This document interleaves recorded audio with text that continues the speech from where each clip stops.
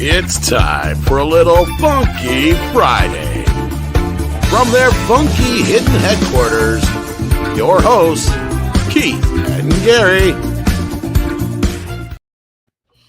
Hey guys, welcome to another TGIF. Man, what a week. What a freaking week. Let me get the proper graphic in here. There we go. Once again, me and my partner in crime is here, Keith. Black Keith, not White Keith. But White Keith is here too, by dog it. And of course, our good friends, Deleted Scenes, Viking Out of Time, Flaccid Phoenix. I love that Limp Phoenix graphic. And our good friend, Jork Knightley, is here. And just to let you know, our other co-host, Fat Steven, he's had a rough week. He'll pop in shortly, for a brief moment, but he's had a rough week covering this trucking situation in Canada. And despite being that agnostic, God bless him. Truckers are needed, man. If you got clothes, if you got food, if you've got supplies to build a house or to populate your house with cool stuff like I do, a majority of that is delivered by truckers. My two uncles in Pittsburgh are truckers. Actually, one's deceased now, but the sacrifices they make to make sure we get what truckers are like hydras. When you cut one head off, another one grows in its place. But, it's an endless supply because it's a great job. It pays really well, and it pays well because it's needed. Well, they're the backbone of the country. They really are. I think we have politicians that are in charge that don't understand how industry works, how commerce works. And they keep doing things to fuck with these people. Are you saying that our politicians are economically illiterate? Yes, I am. Their primary function is to balance a checkbook, and they can't do it. No, they can't. They are like my ex-wife, who basically thought, as long as I have checks, I'm not broke. We lost Deleted. He'll be back. That's problematic. But, it is. Nope. Poor Deleted and his shitty internet. South Carolinian internet. Down there, they just don't understand the internet, much less indoor plumbing. I say, boy. I love Oh, Belvedere. Boy.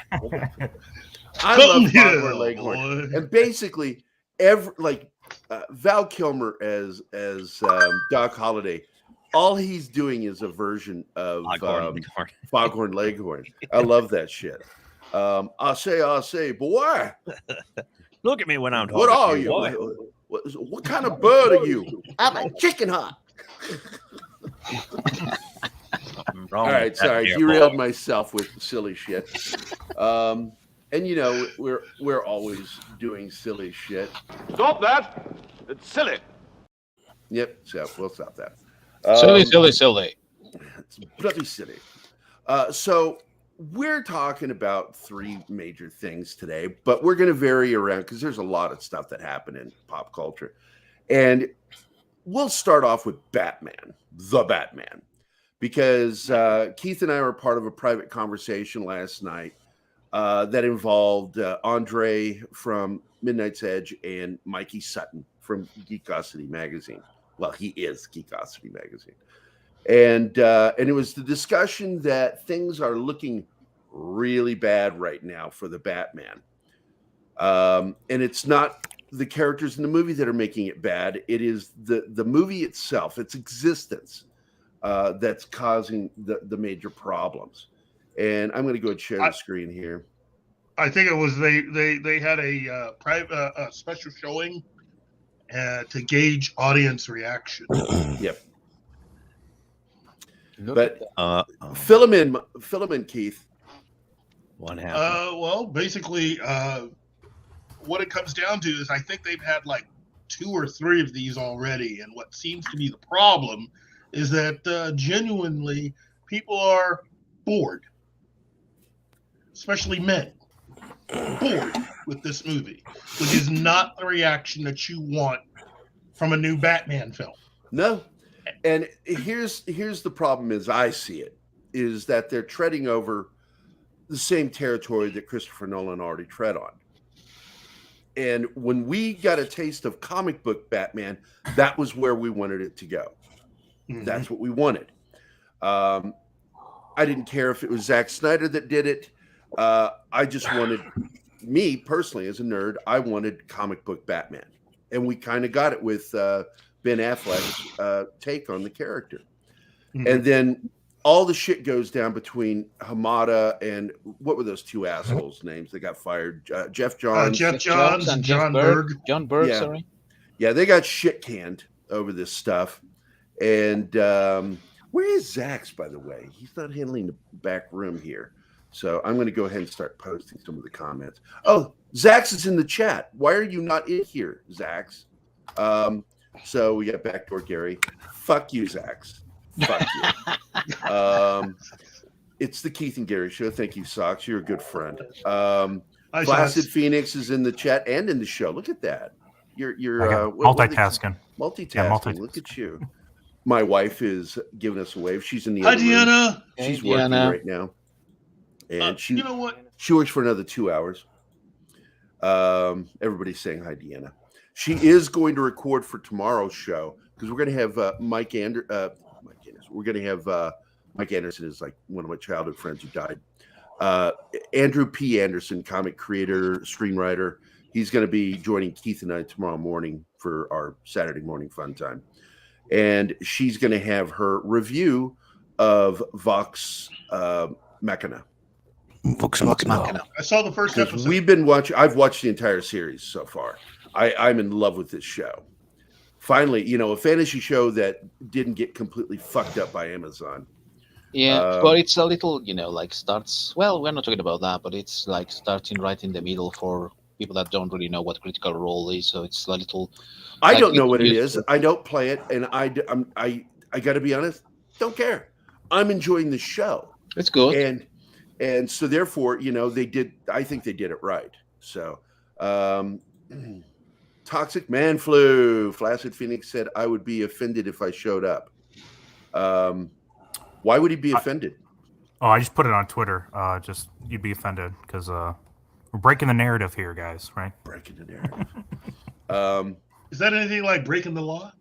Breaking It's the like law. It's like Breaking Bad, but only the scene Okay. where he's out in the middle of the desert with his underwear on. So Well, this is something, Mikey, all of us poke fun at. Even though I was a big defender of Pattinson because I never watched the Twilight movies. I refused. Because I didn't want to give up my man card. I'm like, I'm not going to have anybody tell me I got to give up my man card because I watched that stupid fucking franchise. But I got to point out, I had a daughter who was a huge fan, and so she walked around with the shirts. I'd buy her the shirts and the merch, but I still had no real idea of how fucking sparkly vampires work. Didn't care. She'd start to play it, and I'm like, not while I'm working. Watch it on your TV, not mine. And so I've never seen it. But I've seen his other work, and I thought he was really good in a lot of that other work. But all he's doing is repeating what he did in Twilight, giving the same brooding looks, and his comments in interviews, like talking about that Batman is his drug addiction. I think that is not inspiring confidence, mate. It's not, and he says that he fought for this role, but I don't think he understands Batman at all with some of the shit he says. And worse than that, we got a better understanding of Batman through Michael Keaton's Bruce Wayne. That Batman was his true skin. That when he's walking around as Bruce Wayne, he felt out of sorts and He's uncomfortable. with himself. Yeah. You remember that scene from Batman Returns, the first scene when they are attacking, and then they turn on the bat signal, and then that shines on Wayne Manor. You see him there, just like brooding, motionless, and until the bat signal hits him, that's when he starts moving. He wakes Like Yeah. he finds his purpose. It's like this is exactly. Batman. This is something else, and I don't understand what they're doing. I haven't seen the movie yet, but when I hear a person that watched it walk out, saying it's controversial, I know immediately it's going to piss off fans. doesn't that kind of feel like Last Jedi? Like Last Jedi was controversial, aka just like bad movie. I was just gonna say they're subverting expectations again. Yeah. So maybe. Yeah. I look at it this way: as I was talking to Gary, and as I related in that conversation with I'm doing the show, Zach. So I can't read the Twitter chat right now. So I'm assuming that you couldn't make it, buddy. That's okay. I miss it when you're not here. Same with Fat Steven, because he's our co-host on this show. So when he's not here, I feel it. It's a bit of a when you look at Pattinson, look at his body and how lean it is. Pattinson would be a perfect Batman Beyond. He would make a perfect Terry McGinnis, but not a Bruce Wayne Batman. But look at his physical body. Look how thin it is. He could easily do Batman Beyond. So it makes me wonder. I mean, I think he is Batman material. I just don't think he's Bruce Wayne Batman material. And that seems to be what people who have seen the movie in advance are saying, So. Yeah, all right. I like this one, Flaccid. That's a good one. Thanks. Did you watch the new ones released yesterday? Yes, I haven't seen the new sweetheart. Ones. While you were asleep, I got caught up on the show. Well, you guys watched it. You guys kind of said it earlier about the Batman, like the tone they're kind of setting here. I'm kind of done with this realistic, gritty Batman. I don't mind it being dark. We were done with it with Chris Nolan. It's over. Yeah, I don't mind it being dark, but come on, give me some more of these. I want a Ra's al Ghul that actually can live for eternity, not one that's like, passed on through whatever, the League of Shadows. Now, I want to point out just how stupid Hamada is. Did you know Warner doesn't get much of a percentage out of the Joker box office? Out of the Joker film.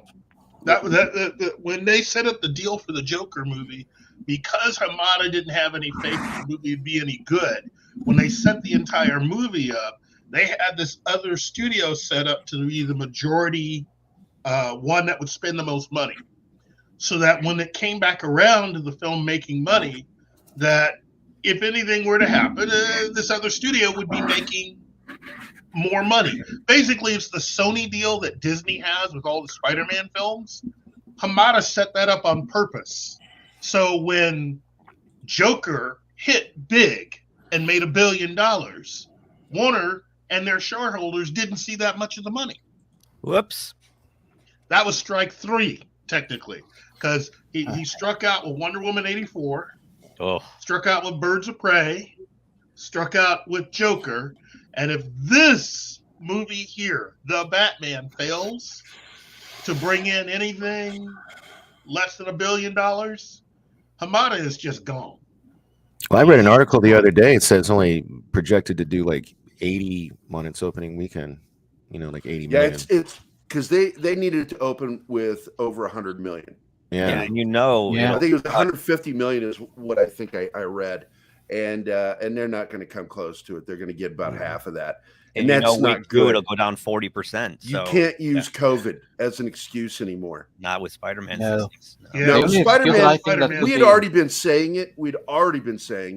But Spider-Man cinched it. Said you can't fucking use COVID as an excuse anymore. People are ready to go see good movies. Yeah. Even love it or hate it, No Time to Die made 800 million worldwide, and that doesn't get as much press because Spider-Man just blew its doors in. But that's pretty successful James Bond film. That's right on par with the previous two. So yeah, Christopher Moreland says, "Why isn't Brendan Fraser cast as Robin in the new Batman?" I agree. More Brendan Fraser, please. By the way, he gets mad if you say Fraser. It's Fraser. He's weird. With a Fraser. Z? Yeah, pronounce it like Fraser. Like laser Fraser. Or Razor. Right. He's actually said it on a talk show, and it cracked me up the way he says, please stop calling me that. That's not my name. Again, I hate to be the one, but I won't be watching. Yeah. Look, we want Batman from Ben Affleck. That's what we want. And I think, look, we put a lot into Sherry Redstone over when she was going to take over, way before she took over. We were saying, we're going to see a change in Star Trek. That was our prediction, and it blew up in our faces. But it blew up in our faces because none of us were prepared for Les Moonves's contract with Alex Kurtzman and J.J. Abrams. That's the problem. None of us. He screwed them. And I think he did it on purpose on his way out. I don't doubt it. I don't doubt it at all. because he did that. he hated sci-fi. He never understood it. He never got it. He didn't care. So he put Star Trek in the grave. Well, exactly. So we've got this situation that's very similar to that. And Pat's here. Hi, Pat. So, Pat. And who's Scooter Boogans? I like that name. Sounds like something from a mock Lord of the Rings show story. From Could I comment on Scooter Buggins' host here? Yeah. Wasn't Mel Gibson at one point going to direct the Batman? I don't recall. Or like he was offered it or something. I think he'd been offered. No, he was one of the names mentioned when they were trying to cast Batman, and for '89, because he was one of the big names in Warner. Well, he's a big star. Yeah, he was red hot at that time. Yeah, he was one of the biggest stars at Warner Brothers. Yeah, he hadn't imploded with his alcoholism yet, and which is sad. What happened to him? But I'm glad to see him back, no matter what. But he'll never be as big a star as he was. Yeah. Look, my thing with Mel Gibson is this. I think he would be perfect as an older Bruce Wayne to Robert Pattinson's Terry McGinnis. I think it'd be perfect. But Hamada was never going to pull the trigger on that deal. Right. You know, I mean, he was never going to do that. No, and Walter Hamada basically is what we're looking at is, and we've been saying for a while, is that AT&T, and this is the comparison to Sherry Redstone, AT&T is moving closer and closer to its red wedding date, which is going to remove just about everybody from Warner. And I don't know if anybody's going to survive at Warner Brothers. And what Hamada was doing with these deals was trying to create, and that's why he's greenlighting films left and right, because he was looking for his Amy Pascal out. That even though I'm fired, I'll have a card to get me back in with selected titles. And this film was the one he was really banking on.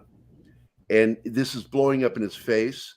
And I'm not really big on Schadenfreude, but I'm enjoying. I will rejoice in his failure because I fucking hate that guy. Well, and the other thing. Are you Toby? The other thing is that we've seen hide nor hair of any movement on J.J. Abrams' Superman film.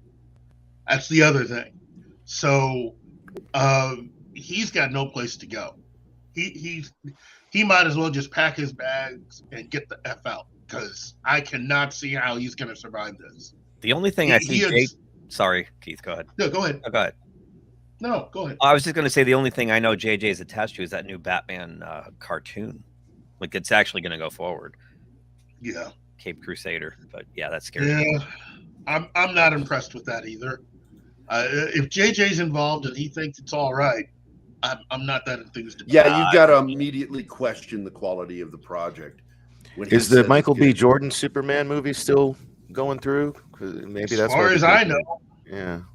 Yeah, we've not heard anything other than it was greenlit. That was it. So then again, with Walter Hamada still there, a lot of news and information is kind of frozen until probably he's gone. You know, yeah, exactly. And Sox is saying it here too, and it's true.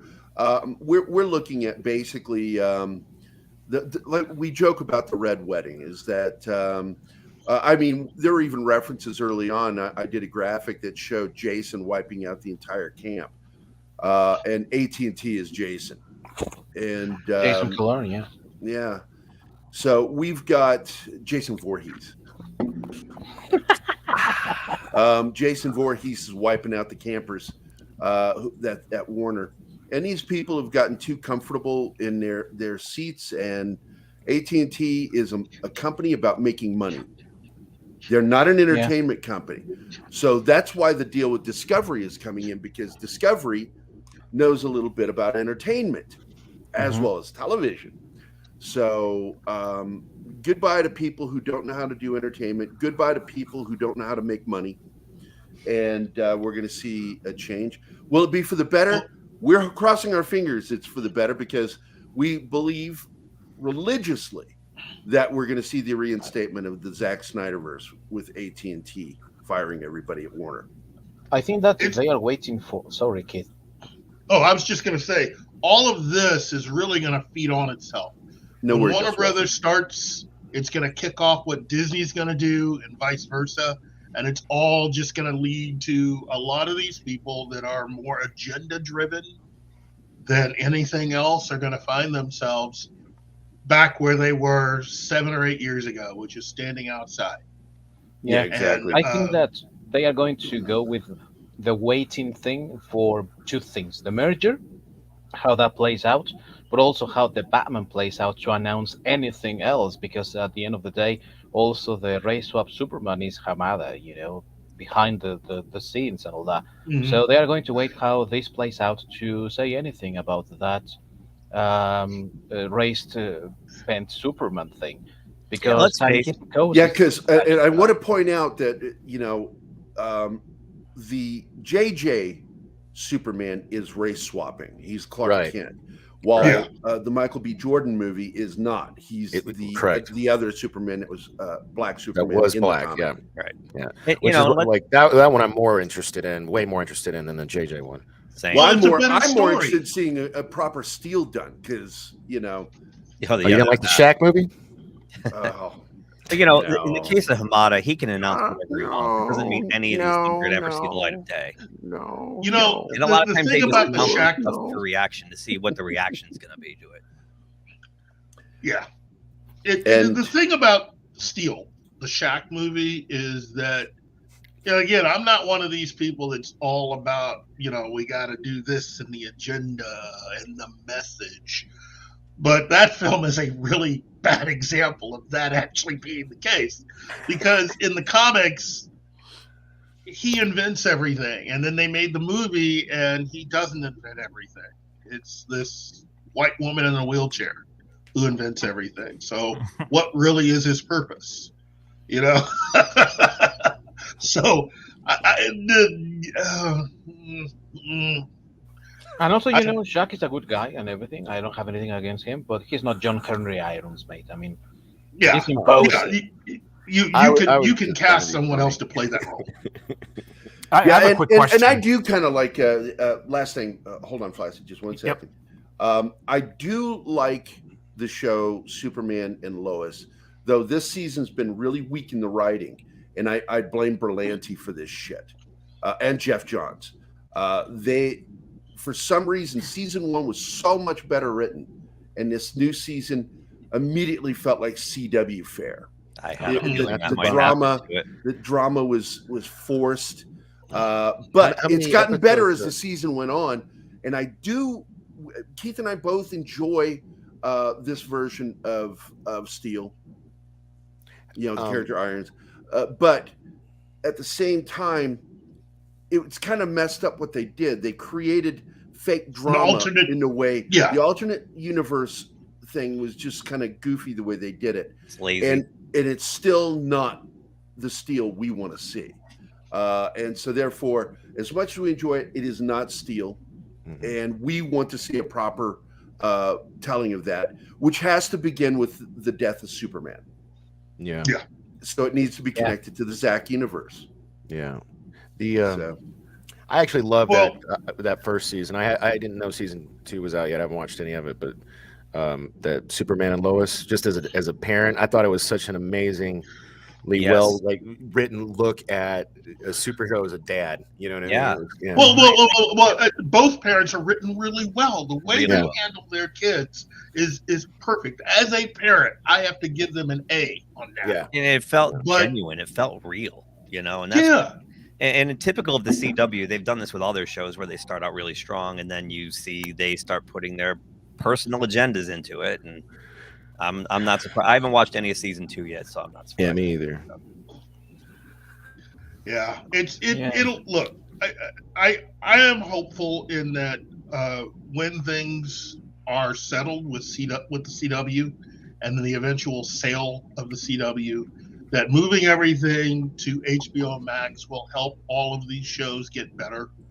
But the writing is already on the wall for, from what I'm hearing, for all the other shows outside of this one and The Flash. So they may try to bring them back with a new cast and new showrunners, which would really help. Because the showrunner for The Flash that ran it for a while left. He's done. I had the chance of working with him on that. I can't say the name of the show, but it was a horror comedy show. And but when I heard that Berlanti was potentially going to come in as an executive producer, I quit. Yes, I didn't take a job because it was potentially going to be working with Berlanti. I turned it down because I don't want to fucking work with hack assholes. On that note, I'm looking at the ratings for season 2 right now. Season 1 was consistently 1.2 million, 1 million. Episode 4 dropped to 781,000. Damn, wrestling. That's not good. One before it was under 1 million at 904. So it's already. And there you have it. It's still not Batwoman numbers, and it's still not STD numbers. So it's good. No, but that show was their highest rated one out of all their superhero shows by far. And now it's getting into that Flash. It's like I've said, when you still are, when your viewership is about the same number of Doomcock's friend list on Facebook, you're not doing well. Right. And that's where those shows that Keith just said are at. Let's see. They nailed Lois Lane. Yeah, I think so too. I had a quick question. Whenever I wanted to nail Lois Lane, just kidding. I didn't. Because she's kind of wall-eyed, and she's got that big gap between her thighs that looks like she's emaciated. It's creepy. I don't like. She doesn't look healthy. She really doesn't. She kind of reminds me of the original Margot Kidder. Yeah, Margot Kidder. Yeah, I also thought she's always going to be. Because the original Lois Lane's kind of a little older than that. So well, the original Lois Lane, like what's her name, O'Neill. She was just your standard, 50s fair type woman. That always wearing a hat, all that shit. She was a nice lady. Yes, and the one that was before her too was a good actor. But they were your standard fare for women. Lois Lane in Superman the movie, the motion picture. I'm sorry. Mm-hmm. She was a woman. Margot set the benchmark. Yeah, she did. Yeah. She did. Well, for this generation, all Lois Lanes need to be batshit crazy in their real life. And tough. And this woman kind of is the closest I've seen to Margot Kidder. Oh, totally. Yeah. Live action. Yeah. In the meantime, the CW shows and the selling of the CW, and maybe it sounds negative that I say this, but the Batman failing might potentially bring about a change, into Warner that will bring us to something better.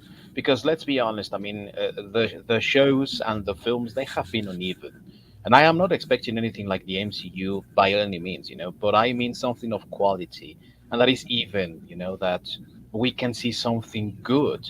And we have hit and miss here and there, So maybe selling the CW and the Batman failing might bring in something new and hopefully better for all of us comic book fans, Yeah, and this is a great segue into our next section, which is we're going to talk about Peacemaker.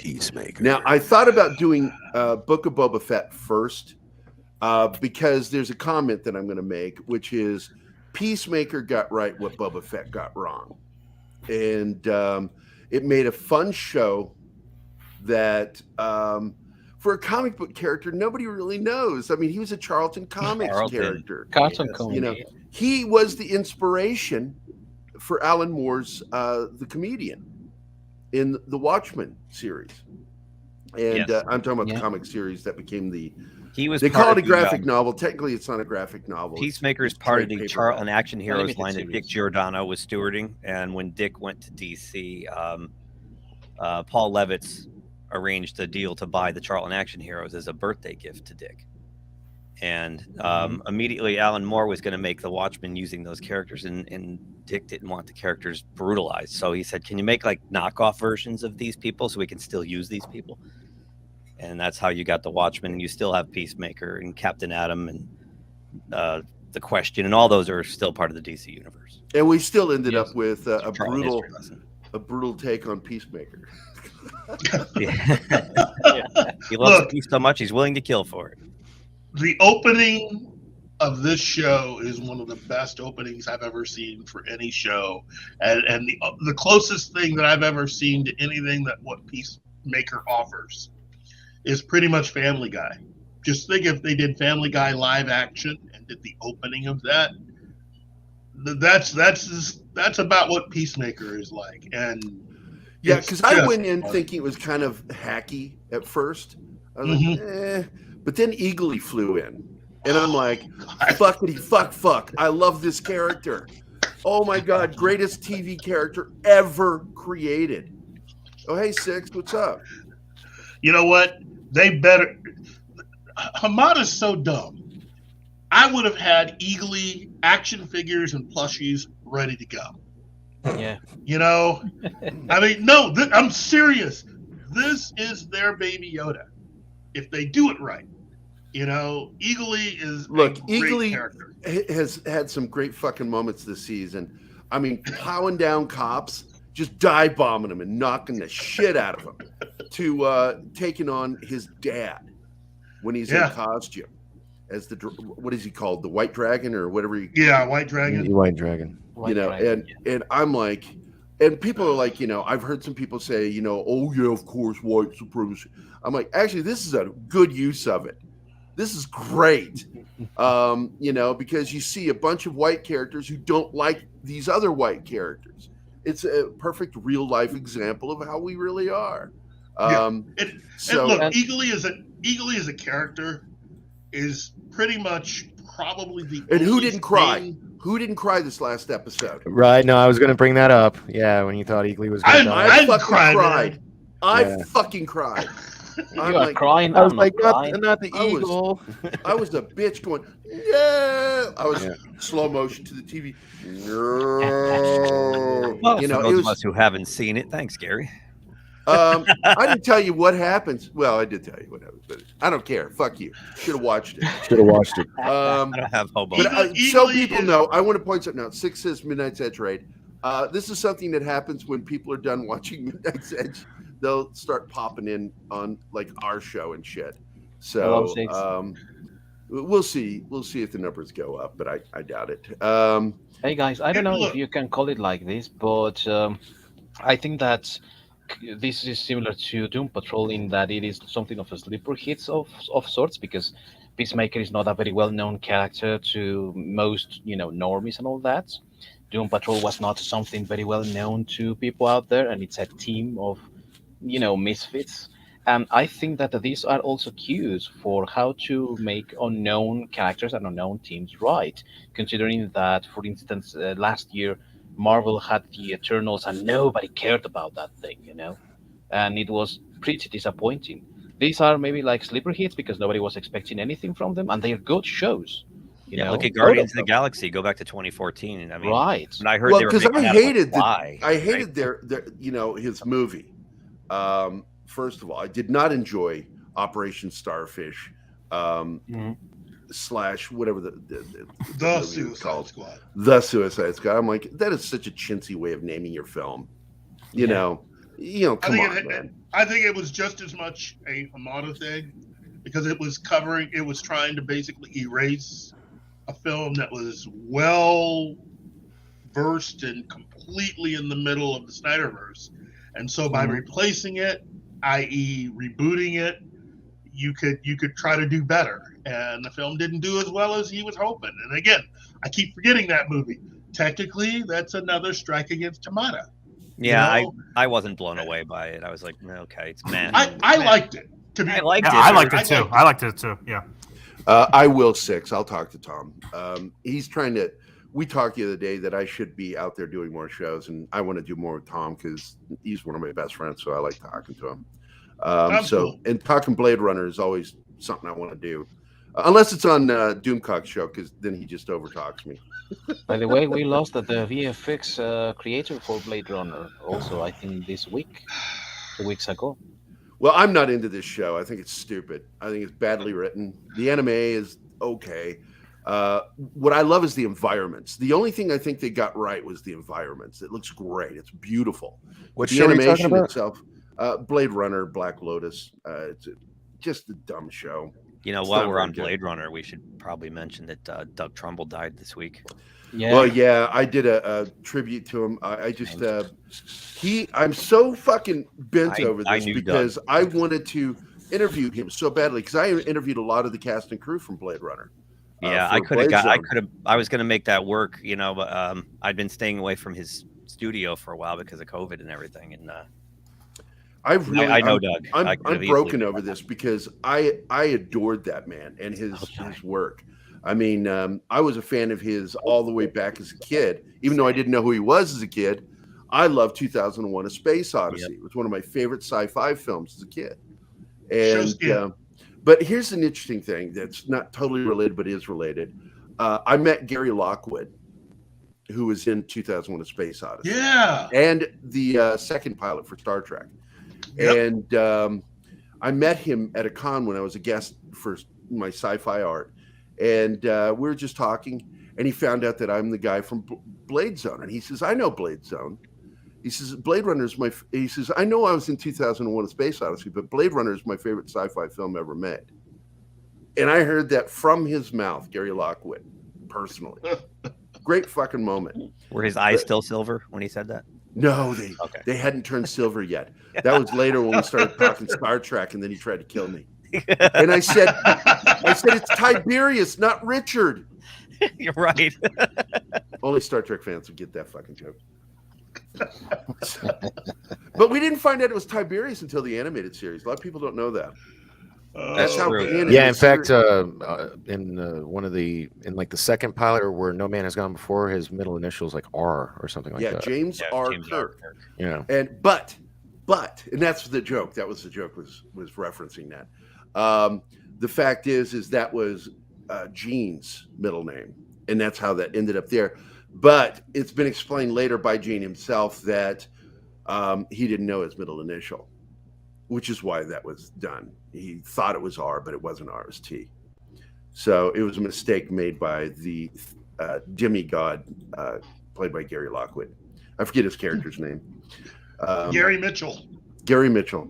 Yeah, damn them for giving him a name that's the same name as he has. And as Gary Willoughby, who runs Blade Zone now, would say, your name is Gary. My name is Gary. That's the difference between A and E. I love you, Gary. You're the bomb diggity, yo.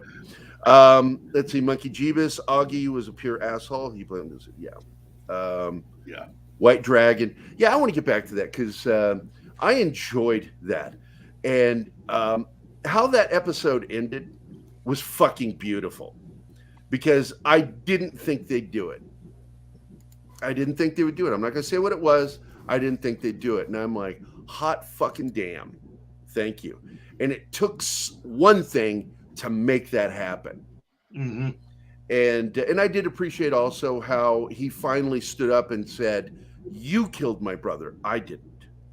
Because we see the full story of what happened. And it was really fucking sad. Yeah. I mean, he's a tragic character. And I did not expect that to happen, that he could write that quality of character. Didn't see it. I didn't think he had it in him. And he did. So, look, my only hope is if he can keep this up for another 2 seasons and give us a solid 3 seasons of Peacemaker, I'll be happy. You know. Well, because it's not Netflix, we could get more than 3 seasons. Yeah, but I'm talking 3 and done. Good. If you can have a series be good for at least 3 seasons, you're doing well. You know, 3 seasons of goodness. And there's very few TV shows. Here's the irony of that, Keith, is that these days 3 seasons doesn't even comprise what 1 season used to be. Right. Good. Yeah. So sad but true. Yeah. Well, one thing I have an issue with Peacemaker is they don't let these emotional scenes throughout the series sometimes be as emotional. At least in this last episode, they'll have you kind of feel the heartstrings being pulled, and all of a sudden there'll be some weird joke. And I thought it fell flat in this, and they've done it better in other episodes. And it kind of put me off a little bit. I was like, you don't have to really let this emotion breathe here. Don't laugh. God, Mom, he could have just texted me that. No, you can come on in anytime you want. So, basically, this is a good show. And Keith and I talked about it because it felt rushed when the first 2 episodes felt rushed, and we, he and I were talking about how he was probably rushed to get this series because everything else was failing. And then all of a sudden, here it is. And there's this great show that they put out. And I'm like, holy crap, this is good stuff. Something I didn't expect from Warner. And once again, It's not really Warner. It's Warner Media from AT&T's side. Well, it's James Gunn, too, which goes to show what Disney missed out on. By firing him, he had time enough to come up with a lot of this stuff. It just goes to show why Kevin Feige wanted James Gunn to be the one that was leading the way and heading up all of the cosmic stuff to the MCU. The quirky which stuff. is really the real reason why we got the Eternals. It wasn't supposed to be the Eternals. It was supposed to be Guardians of the Galaxy 3. And when they lost him, they decided to put Eternals into the mix and put it out to cover up that date. I actually think that it was still in development, Guardians of the Galaxy 3, when they fired Gunn, and now they had to wait for him to finish his commitment with Warner to get Guardians of the Galaxy 3 again back on track. So it's not only back on track. They've already completed a Christmas episode, a Christmas special. We're not only going to get 3. We're not going to just get Guardians of the Galaxy 3. We're going to get a Christmas special. So, but I don't know if he's going to continue with them beyond those 2 things. Everything I've read has said that these 2 Guardians outings are going to be the last ones. That's what I heard. Wow. Swap out the team, like the original Guardians are going to. Yeah, it looks like they're wrapping up a lot of stuff. Mission Impossible 8. And when we were talking previously on another show about the budget, we discovered during the show, Midnight's Edge, that they were shooting 7 and 8 consecutively. They were shooting them together. So therefore, that their budget is cut in half. So now we're not sure what the budget is for Mission Impossible. That if it is split in 2, then they definitely are back on track at $150 million and will make their money back for both films. But they're saying 8 could be his final film. And because he's getting it, he's older than me, and so he's gonna be hitting 60 soon. Yeah, eventually one of these films are gonna kill him, and so it's probably time to bow out. And my hope is that with his final film, that we see a return to television, because I'm a big fan of the TV series, and the reason they didn't bring it to TV was because Tom was directly attached to it, but. Then he bowed out of doing any more Jack Reachers, even though he's still slightly involved. His name's not in the credits, but even the star of the show said Tom Cruise was directly involved with the show being made and him getting cast. But the funny part of it, in his interview, he said he went through, I think, about a dozen, what do you call it, when you auditions. He had to go through about a dozen auditions before he got the role. Oh. And I'm like, this guy was born to play that character. Yeah, you see this guy walking through the door. How did you not say that's Jack Reacher? That's Jack Reacher. Yeah, and I guess this guy he's read all the books and he knew the character inside. Yeah, he knew the character inside and out. Yeah. And he found difficulty in one of his auditions where they wanted him to do something Jack Reacher like, and he's like, well, Jack Reacher wouldn't say anything in this scene, so he just reacted to things that were being said, and. He got the role. In the end, he got the fucking role, and he deserved it. He was fucking perfect. He is. Yes, the show's a little woke, but I've said it before. You give me a woke show that's written well and acted well and tells a good story, I'll fucking watch it, and I'll enjoy it. And that's what Jack Reacher is. It's got a lot of woke crap in there, but God damn it, they let Jack Reacher be Jack Reacher. Then that's all that the woke And stuff one is thing going that- on around him. It's not him. And one thing we've got to understand is that anything that Amazon Studios produces is going to be woke because it's in their guidelines. They created these guidelines for their productions. So they have to have a certain number of minorities on and off camera. They need to have women Yeah, it's passing technical checkbox stuff. text. Yeah. You need to check all those boxes. So it's going to be there. The matter now is about how good the writing is, how much quality the story really has, because it's going to be woke in the end. Everything that they produce at Amazon is going to be woke. Well, I tell you what, Vox Machina is not woke at fucking all. I mean, like, Well, I'm No, really it's surprised. It has it's just women, fucking rude but it's really but good. they have emotional stuff in there too. Yeah. Where it gets really, oh my God, heavy, and then it gets back to being funny. And I like it when shows can do that. They do a good balance between dramatic and funny. Because what's funny to me is not the comedy, but how the characters react to things. Like in Ghostbusters. I keep telling people, it's not a comedy. And it's irreverent, also. It's like on the brink of getting insulting at times. And I like that also because it's like, yeah, go on and get offended. It's funny still, because they are reacting in a certain way that it's like, yeah, I can even relate to that. I can even react like that, So I think it's a good show, and it has very good animation qualities as well. Yes, Tom, I saw the news. Thanks for being in the chat, buddy. You can join us on here if you have time. Yeah, come on in. Tom. You'd be more than welcome. Let me know if you want me to send you the invite. But yeah, you and I need to talk about this. And if you're going to do a show on it, I'd like to be on there because I have all kinds of problems with all this stuff. So yeah. But thanks for being here, Tom. I love you, man. Salty, I invited you on the show. What the fuck are you doing in the chat? Hello, Salty. Oh, and Pop Culture is saying yes to Tom's question. While Tom appears, yes. PJO. Oh, gosh. Yeah. I didn't really promote the show, so I didn't promote the show today. I'm too busy. I've got deadlines. I'm working on G.I. Joe, working on Mark May's cover. I'm working on my own stuff. I'm working on Mike Barron's comic. I'm working with Script Doctor's comic. I did page 1 of his comic. And as well as character sketches. So I've had a rough week, and I don't have anybody helping me with a lot of this stuff. So I didn't promote the show this week. So we only got 11 people watching right now.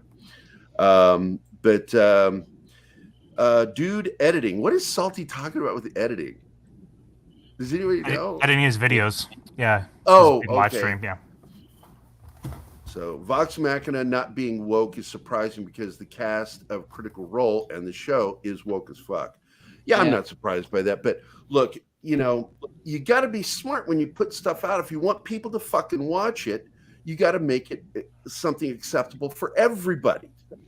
And the problem with too many is they think that woke is everybody. And they're wrong. Yeah. There's only a small percentage of society that's woke, very small. That you think they're big because they're loud and obnoxious, but it's not true. It's the social media crowd for the most part, which is what 4% of actual reality. Yes, I've that's true. And the worst thing of it all is that they don't even consume. No, they don't. At least not the way that usual fans do, and even normies do. I mean, they don't really consume stuff. So then you are pandering to an audience that is not really there. First and foremost, because they don't consume, and second of all, which is a minority considering that it's not representative of the 100% of the population. So yeah, no, exactly. It's funny. Project Veritas is leaking all these videos now from ESPN employees talking about how ESPN is making all of their decisions based on what Twitter says, which is insane.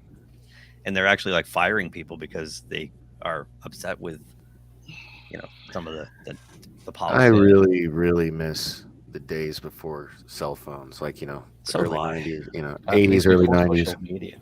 Yeah. Yeah, I get you. I really get you, man. Yeah. pretty soon CNN is going to be talking about AIDS and HIV again, because that's what's happening on Twitter right now. So it's like, what did I just watch? I just watched something last night.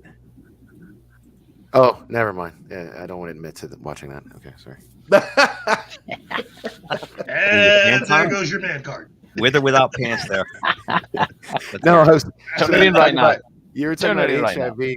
So the Salty Nerds just reviewed Barbed Wire as a part of like a shitty Femme Fatale week or something, as they did Fair Game and Barbed Wire and another show. And I'd never seen Barbed Wire, so I was like, "Oh shit, I might as well watch it." And I watched it last night.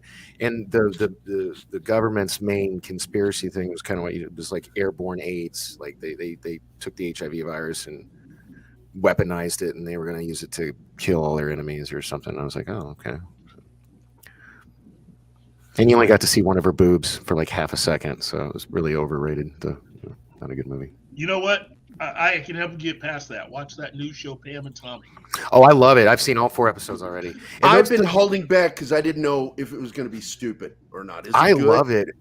I love it. I think it's really good. But what's the best part is that her breasts are not real. When I say that, I don't mean like she's got like fake Pam Anderson tits. I mean like they're prosthetics. Like she's like naked, but she's not naked. It's kind of genius. And they did the same thing with Tommy Lee's or Sebastian Stan's Tommy Lee dick. And there's a funny gag where his dick is actually talking to him at one point. It's kind of funny. Oh my God! Hold on a second, Tom. I sent you an invite on Twitter, so look in your private messages. Great. Wow. Well, welcome. Yeah, well, it is. It's forced woke. It's the modern woke is not just fake; it's forced. It's not. It can't be real because it's forced. It's more of a cult now. That's all it is. It is a religion. Yeah. It is a religion because if you try to talk to them about it, they react to you the way someone of a religious belief. Yeah, I mean, it's criticized. It's like the Salem, witch trials or something. Like they come after people with pitchforks and torches and ruin their lives and cancel them forever. It's terrible. I think a better way of saying it in middle school. it's a cult more than it is a religion, because usually religions have like some transcending feel to it. It's a cult. It's definitely a cult. It's a cult. And they are organized. Oh, look who's here! It's Tommy. Hey, Tommy. All right, Tommy. All right, Tommy. That's a rather dapper thumbnail I was just there. gonna say, very dapper. I'm a kingpin. He's a kingpin. What's up, brother? I like your truck driver one. It's really good. Honk honk. Yeah, one. Yeah. Well, hold on, let me get it up there. Look at that shit. Honk. A mullet and everything. Yeah, buddy. Just Billy Ray scream out, do you really want to taste it? That. Do you really want to? Yeah, do it like that 80s band. I forget their name. With the trans singer. You know what? That soundtrack is gonna sell as soon as they put that out. You know it is. Oh, which one? For Peacemaker. Oh my God! First of all, you and I've talked about it. Where are the fan-made takes on the goddamn opening credits? They're all over TikTok. Have you not seen this? I have not seen anything. Yeah, they're all over TikTok. They were talking about it on that opening yesterday. I mean, when Robert Patrick fucking does the Flash thing in sync with the lyrics, I was like, God damn it, he's fucking grinding. I was like, God damn, I fucking love this intro. Who else was not taken by the previous episode, the finale of that episode, with the fucking butterflies taking over that police station? Oh, I was pushing against the back of my seat on that episode. I was like, oh shit. Fucking those things, I didn't think they were scary until I saw that scene. Then I'm like, fucking fuck. Yeah. It's the same way again, I'm glad I stuck with it because the first 2 episodes, I wasn't feeling it for whatever reason. Then by the time we got to episode 3, it was getting better, and then 4. I think it was because it was the episode that the first one that James Gunn didn't direct actually was the one that brought me into it. So, and I've really enjoyed these last couple episodes a lot. I came in at the very wrong time because I've not seen this show yet. I've only seen the first few minutes of the first episode. Sill's here. Hey, Sill. How you doing, buddy? What's up, Sill?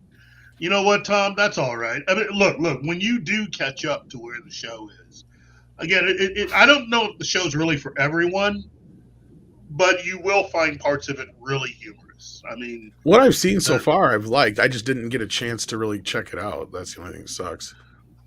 Yeah, it's when you get a chance, because you are one of those other people that's always busy like I am. I'm in the middle of so many deadlines right now for comic work. It's just ridiculous, and so you get to miss things. What I do is I just don't go to sleep immediately when I go to bed, and I put on TV and I try to get caught up on shows that way.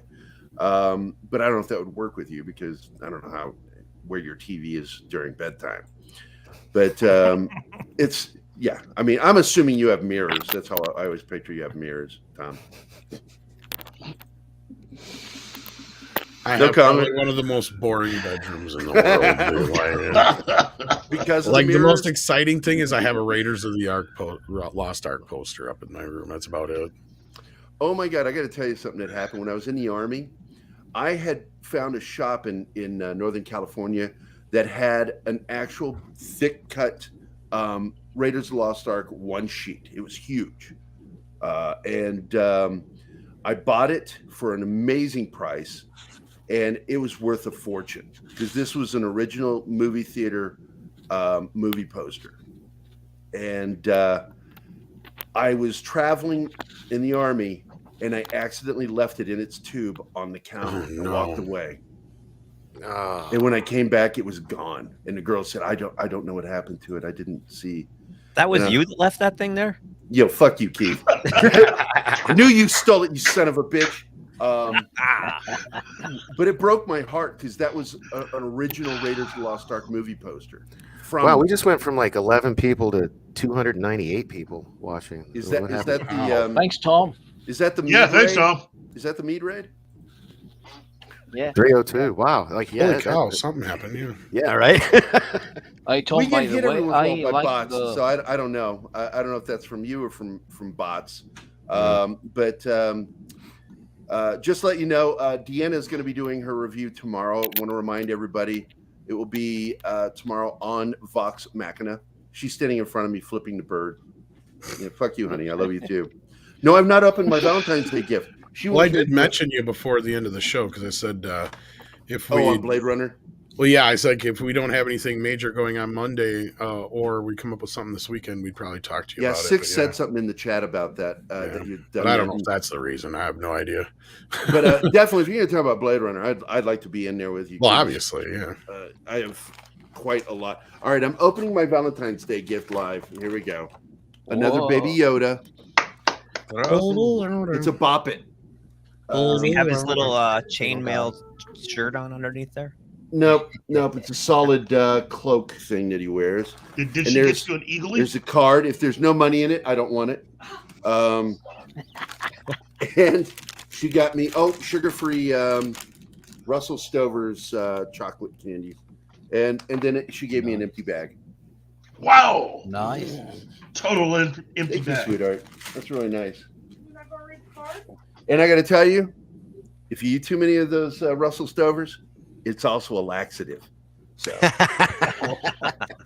good to know when I'm fasting. They use maltitol syrup, and maltitol syrup should not be put in food. If you don't believe me, go read the sugar-free gummy bear page on Amazon, and some of the those reviews are hilarious. Oh my God! One guy was traveling, and he got pulled aside to be checked. And one of those tests was to have a rectum check. And he warned the guy, don't do it. And he exploded all over this dude. I honestly started to think some of those are made up after a while. Yeah, I guarantee you they are, but it's still fucking funny. Oh my God. Here's her card. And in it, let's see if she says something vulgar. I'll love you till we're both old and embarrassing. Too late already. We're there. Love. Yeah, there we go. That's pretty tame, actually. Thank you. It's a lot of love. That's why I told him. We're not wild teenagers like we used to be. Oh. But let's get caught up with the chat again. Let's see. This is where Mr. Tickleturk goes to during the day. Yes, we love him being on here. He's one of my favorite people. I love all you guys, but Tickleturk, man, geez, he nails it.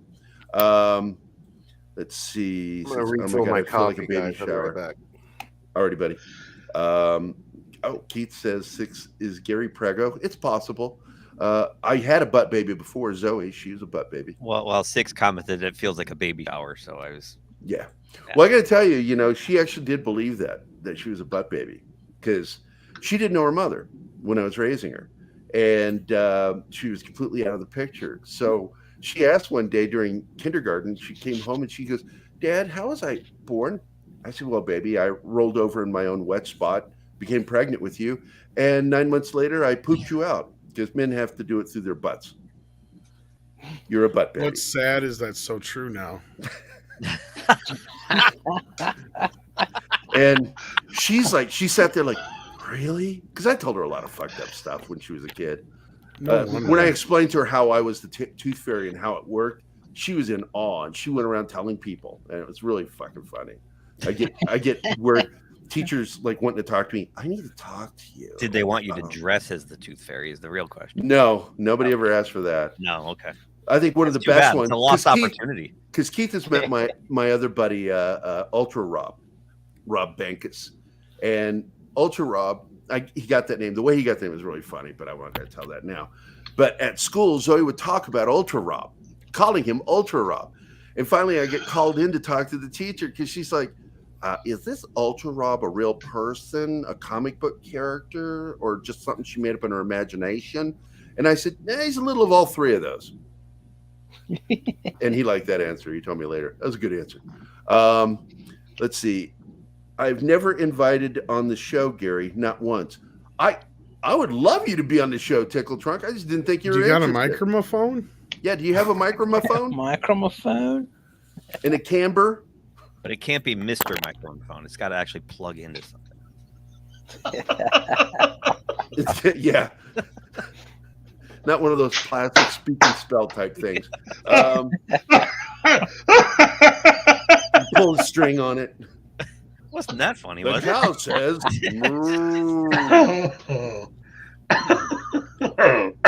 I'm doing my vlogcast on my speak and spell. I know, 6. I was thinking the same thing. I'm like, I can't believe you told your kid that. Not the butt baby part. The wet spot is the part that's kind of like, ew. Well, I said it. She didn't know what it meant. She didn't know what it meant. That's the funny thing. This adult humor just went by her, completely innocent. She had no idea what the fuck I'm talking about. Look, kids say bad shit to each other. Like, some point, somebody said, like, "You're a butt baby" to her, and she's like, "Yes, I am." And it's all your fucking fault, dude.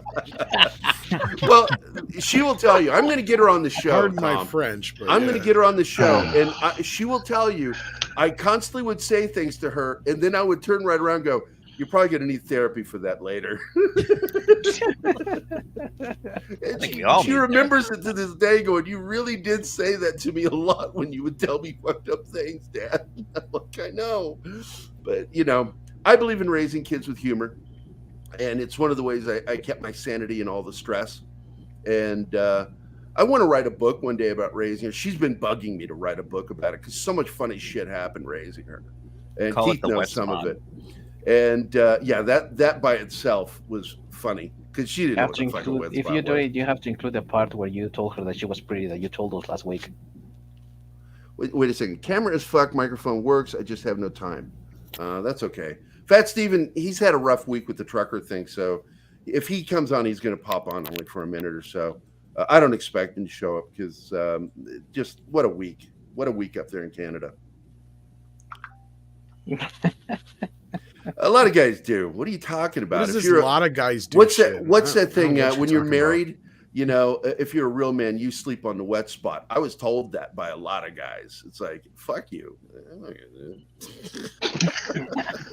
That's why you do it in the middle of the bed, Gary. Jesus. Middle of the bed. So then you both can avoid the wet spot. Then use a pillow barrier. This is not where I pictured this conversation going. I'm just going to say it. Neither did I. God bless you. I would like to tell my parents, these are definitely my friends. I tried to get are your parents quickly. Actually listening? I'm embarrassed for you, Keith. They probably are. Mine might be, actually. Yeah. I know your mom is watching. She's probably laughing now. She finds me funny. I'm just glad my mom don't watch this shit. And even if she did, she'd probably just be like, What are they talking Yeah, about? I tried to Tom? raise him right. I mean, It's bad enough that The I'm internet on is the Boba gift that Fett keeps on giving. today, but now there's wet Rubber splat. sheets. Yeah, you. I'm not going to get into that. But Dork Knightley said he will be right back. Oh When did man. he say that? Like 6 minutes ago. He's probably already back. Yeah. So we're going to move on from Peacemaker because it's a good show. If you're not watching it, you should be. It's very well done. They got everything right, as in my opinion. They got everything right. And but now we're going to talk about something that, of course, didn't get it right. did I Which really show up is, for Book of Boba Fett? Book of Boba Fett. I'm not for going to show any Christ's sake. pictures. It doesn't deserve it. I don't even want to go into it. It's like the best episodes were the two Mandalorian punched in episodes that had nothing to do with Bubba directly. So we didn't really see him but for a few seconds in one episode. Exactly. They were My great. God. The whole People tone and were everything was different. It was obvious that I mean, everybody was talking about how, like, Doomcock was talking about it. So many people were predicting that they were going to right the ship and destroy the sequels. No, they confirmed the sequels. That's all they did. They're going to. Kathleen's still in charge. Of course. I don't was think naive. the Yeah, KK was a dig at Kathleen Kennedy. I really don't. I don't. I think it meant that she was in charge of Boba Fett show. I took it that way. To be honest with you, those two Well- episodes, I had quit it. It was so bad, and then I had to go back. And to I watch love the Mandalorian Doomcock, but those were wrong. No, those. and it's my not him. feeling is It's his Favreau super has people. complete control of the Mandalorian thing because Kennedy didn't want to deal with the Mandalorian thing. She thought, it's for the stupid streaming thing. Who cares? She let that get out of her control, and that's why those two episodes feel right. And it's the tone, the characters are more interesting. Everything about it's more interesting because that's Jon Favreau's show and Dave Filoni's show. It's Boba their Fett show, show but is the Kathleen people in Kennedy's charge of it is the Star Wars writers group. And you Boba can Fett show, yes. Yeah, the Boba Fett show. You can Yeah. smell Oh, their absolutely. stink on everything. It's so different. Yeah. It's That like final night and day. episode was just so dumb. It was awful. It's awful.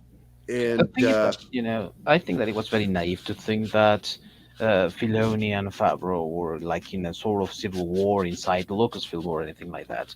Of course, they had to answer to Kathleen Kennedy. She's in charge, and she's going to be for God only knows how long. And of course, these people that are inside Lucasfilm writing, this writing group that she sort of created, of course, they have something to do with the thing, So when Favreau and Filoni are allowed to write, you can see it. You can actually see it. But we have to accept that most of the times, they are collaborating with this writing stuff, writing team and everything, and they are just not there. They don't have that quality. They don't Correct. Mm-hmm. have that talent. Correct. But the thing that's with the Mandalorian storyline is that horse is out of the barn. Like Kathleen can only influence that so much going forward. That's why those two episodes work. Yeah. now I'm going to tell you. Got her fingers all over that thing. Okay, we're talking Boba Fett now. Yeah, Boba Fett. Now, Yeah. Knack Japier says Jon Favreau was trash. He told Bubba to keep talking. I'm going to defend him in this and say that he was being managed. Yeah, it's her because show. that is not That's her show. Favreau. Yeah. That is not Was that- something Favreau would do because Favreau is very much about actors expressing themselves. So when you hear that Favreau said that, that's because he's being told to say that. Yeah. Am I the only one in here who like I literally yelled at my TV several times? Put your goddamn helmet on! Put your helmet on! I was just going to ask, has anybody done the I math? agree. Has he had the helmet under his arm more than on his head? Right? Yeah. It's think you ridiculous. do It the really is. Yeah. Why take the helmet off like so much? Yeah, so and who's carry it around?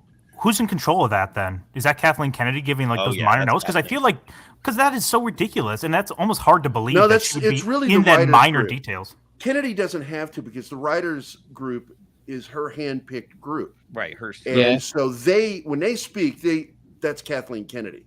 Even if she's not saying anything, it's still Kathleen Kennedy. So that was their show.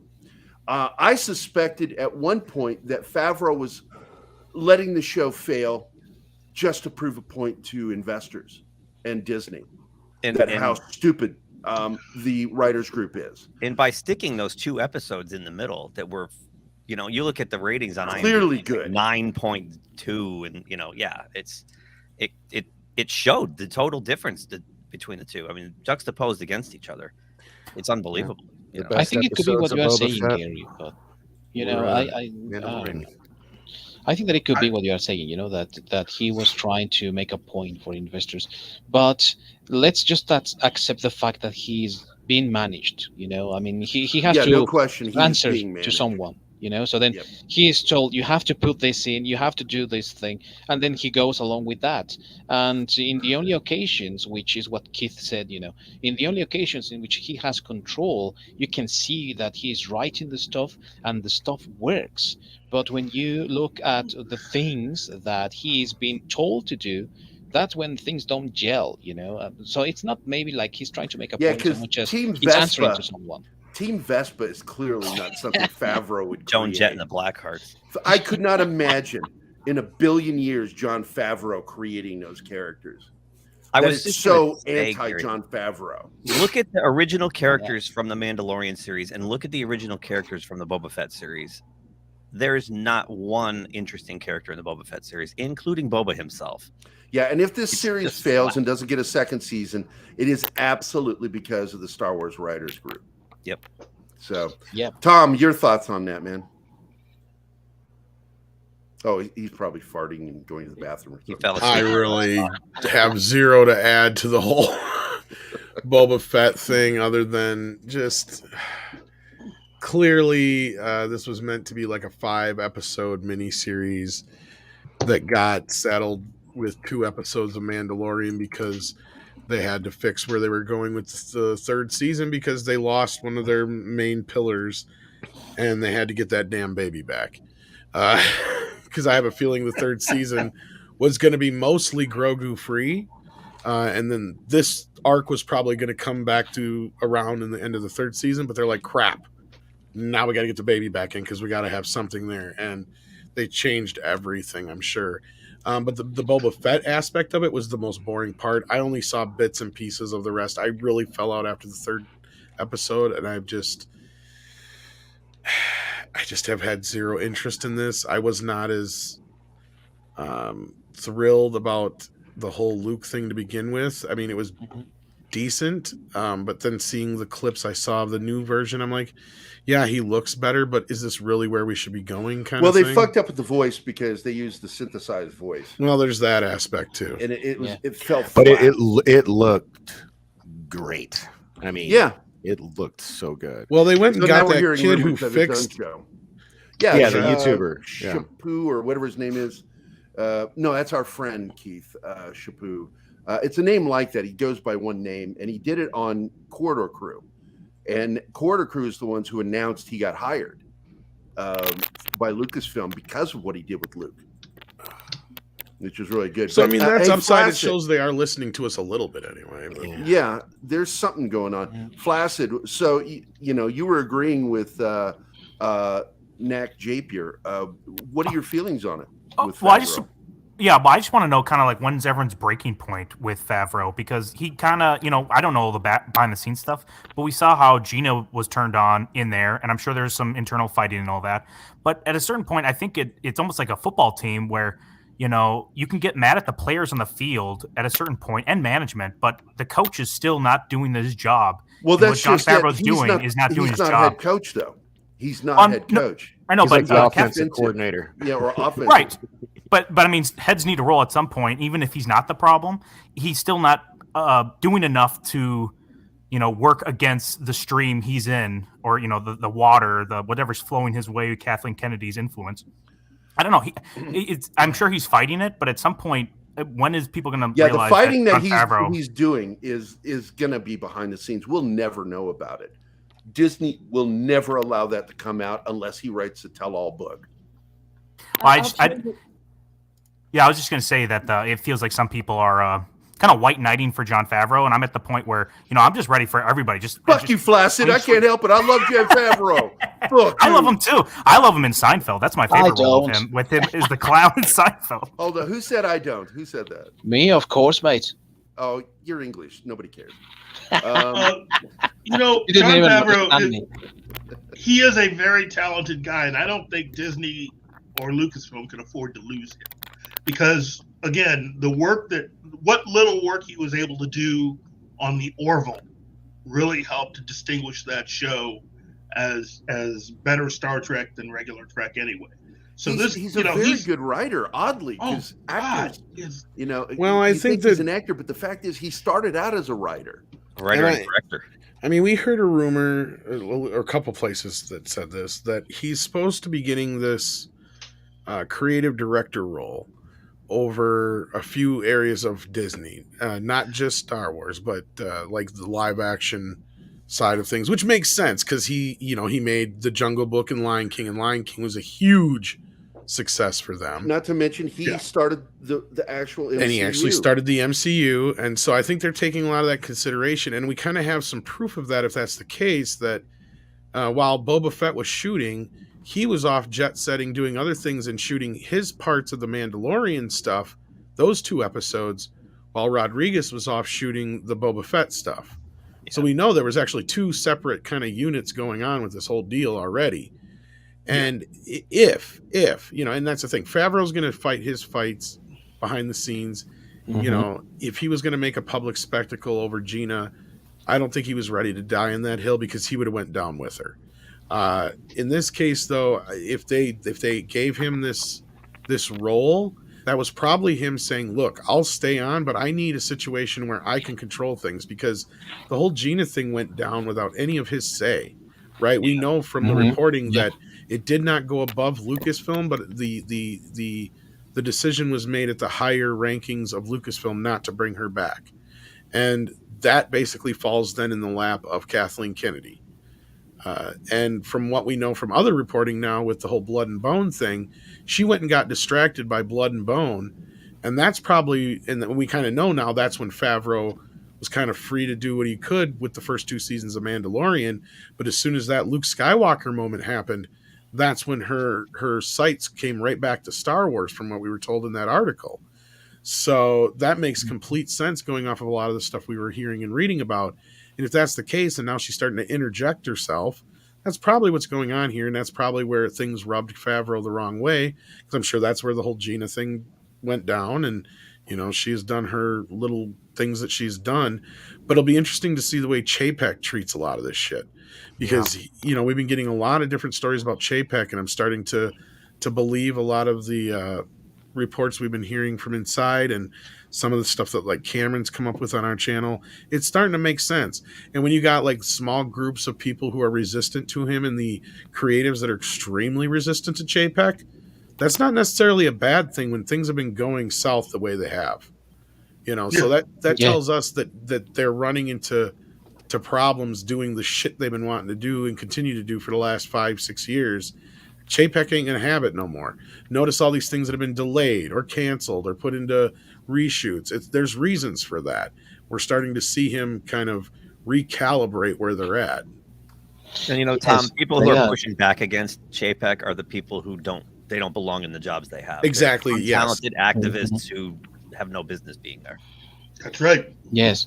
And they are desperate to, the thing with The Mandalorian is that it brought some of that goodwill and good faith that the fans lost for the Disney Star Wars, So when they saw that, of course, they wanted Favreau attached to as much of Star Wars going forward. So it's clear that the Book of Boba Fett was something that they were trying to spin out of the cancelled Boba Fett movie, if you remember that one, when Solo was announced, when the Kenobi movie was announced. So then they sort of recycled that. But of course, there was no Favreau attached to that still. When they saw how successful The Mandalorian was, then they said, well, let's attach Favreau to this so that his name continues, bringing this good faith to Star Wars. And maybe we can we can salvage something from this, And I think that would also be something of the strategy that Chapek is going to carry out, trying to salvage as much as he can, But of course, Kathleen Kennedy is still there in charge, and Favreau has to answer to her. But of course, he's in a position in which he can demand certain things. And the only thing that I can hope is that he demands for a little bit more of control on his projects, so that the Gina Carano situation doesn't happen again, Exactly, and that's what I was getting to, and that's maybe where there's some truth to this creative director role or creative associate role, whatever it is he has, because then that would technically place him above Kathleen Kennedy, and she would have to answer to him then.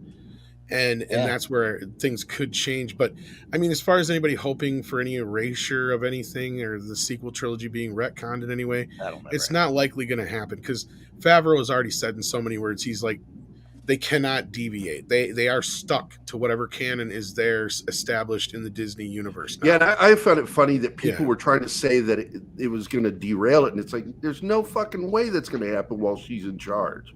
Yeah, and Disney owns it, Well, and I just got to remind people that, they know that there's certain fans who didn't like some of the films. But remember, The Force Awakens is one of the biggest movies of all time. They're not going to erase one of the biggest movies of all time. It just ain't going to happen. I mean, there's things that they can do in these series leading up to the sequel trilogy that can kind of give us some more explanation, maybe, kind of give us an idea of why certain characters were acting a certain way. Like, I even threw out a thing like, okay, let's say if in one of these series sooner or later down the road, we see the birth of Ben, right? And we have, Luke, Leia, and Han all there in their young form at the birth of Ben. And Uncle Luke is handed Ben, and the first thing he does is panic and freak the fuck out. And he doesn't understand why. He's just like, I got these flashes, and I got a feeling worse than I did the first time I faced Darth Vader. Right? And Leia is kind of panicky about it, but she's all like, but Luke, you have to train him. I sense the Force in him and all this shit. And Luke's resistant to that. And then you got Han on the other end there who's like, well, if Luke's resistant to that, then maybe we shouldn't force this. And Leia's like, no, I want to force this. And that there caused the schism between the three of them. Almost like in the prequels when they were warning about Anakin, and they would go ahead and do it anyway. And then that could set up this whole idea of why Luke is so resistant to him. And then you can give us a reason why he crawled into his room that night and decided he's going to kill him. Like, there's a whole bunch of stuff you could set up here that, like, maybe, it's not going to make the sequels better, but you can give us a reason why Luke is such a dick. Right? Well, you could also run it to where if you could do something around these films. Exactly. And I don't think they're add ever a little really, more to it. That's what I think they're going to do. Yeah. So they could even do this whole thing about what Han was doing while he was away from Leia. Because to just say that all he's been doing for almost 20 years is chasing down a Millennium Falcon is a little disingenuous with the character. So you can set it up to where he ran into his ex-girlfriend that they've established from Solo, and that he was literally trying to track down and keep away from, track down and fight against her organization, and tried to basically be out there. You could set it up to where Han sacrificed his future with Leia and Ben to keep the what is the name of that organization? The Black Sun, Crimson Dawn. Yeah, to keep them away from her, because it wasn't like they were really doing much of anything after the war was over. You don't even really need to do that. I mean, even just enough of Leia saying, no, I'm sending Ben to train with Luke, whether you like it or not, to Han is enough to him to say, well, then fuck this noise and take off, right? Because if he doesn't agree with sending his son off like that, that's enough to cause a problem right there. Yeah.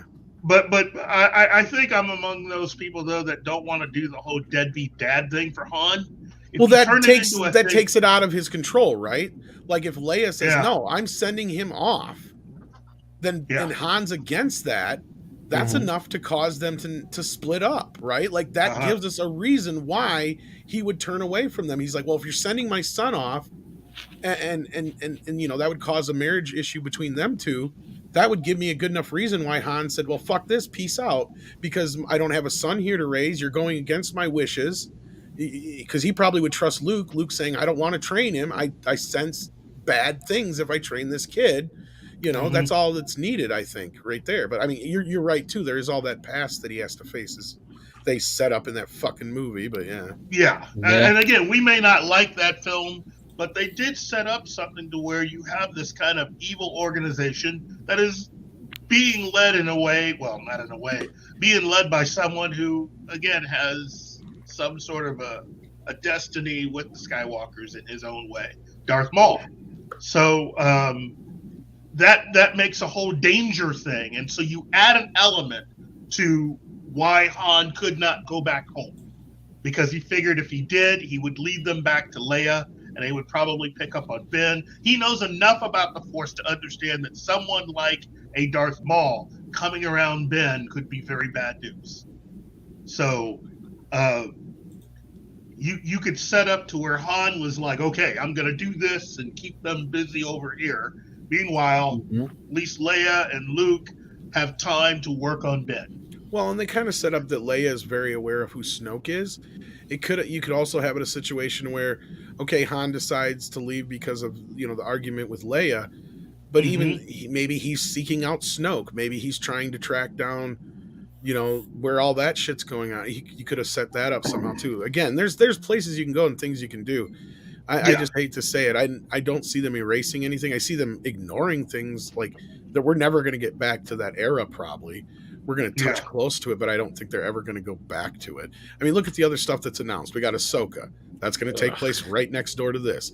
We got Rangers of the Republic. Acolyte. That's going to take place right next to this. The Acolyte is way prehistory, right?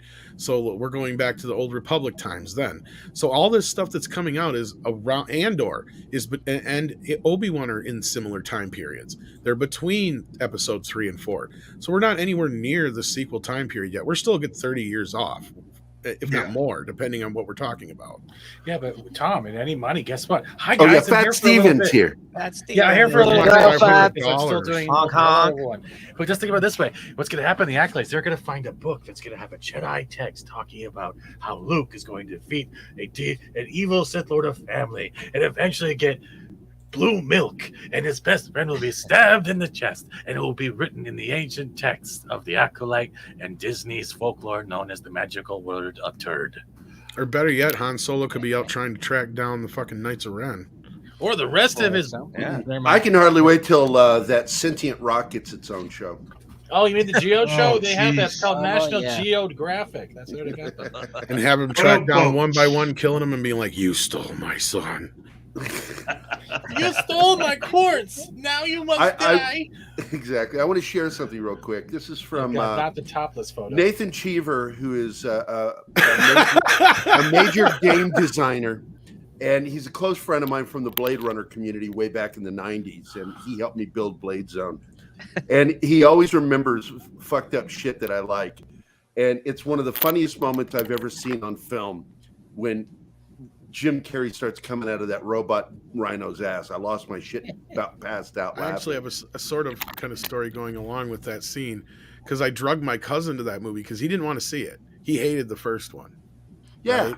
Yeah. He hated it. I mean, I liked it, but that's why I drug it to him. I'm like, I want to go see this movie. And at the time, I didn't have a license, and he did. I was only 14. So like, please, I'll pay your way in, all this shit. He's like, fine, I'll go fucking see it, whatever. So he sat through it. He was pissy through the first part. As soon as that scene happened, he fucking lost it. I think he fell out of his seat. He was laughing so fucking hard. Yeah, it's the same thing that happened to me. And I laughed so hard, I couldn't breathe. And my veins were distended in my neck. And I blacked out. I couldn't see. And that's why I fell off the sofa. I was like, oh, shit, I got to breathe. And because it was Jim Carrey owns the two funniest things that ever made me laugh so hard I blacked out. That scene, and it's a dumb movie. I hated the fucking movie, but that scene was worth it. And the scene in Me, Myself, and Irene where he goes to piss in the bathroom. Oh, yeah. Post-sex piss where it goes everywhere. Because only guys get that fucking joke. And they made two jokes in that film that had never been done in film before. That one and calling a girl his pussy fart. Nobody had done a queef joke before in film. That was fucking hilarious.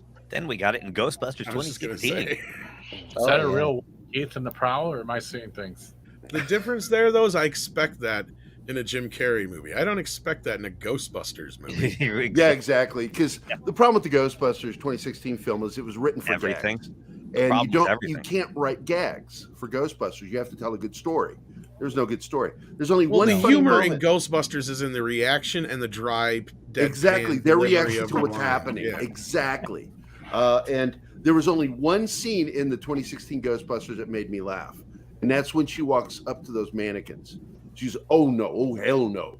And I just cracked up laughing. The only one that made me laugh was when they tried to shoot the proton gun the first time. It just went like a flaccid phoenix. Like a flaccid phoenix. There you go.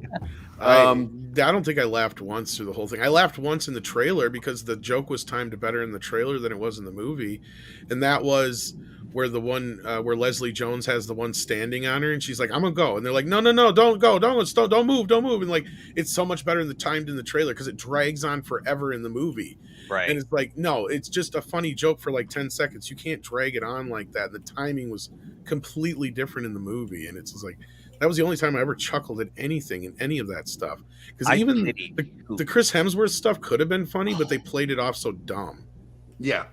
Well, that's the problem. It became patently obvious that I did chuckle at the one part where he put the pictures dumb. up and he goes, "Which one makes me look smarter?" or whatever. That's the one time I think I chuckled at him. Yeah.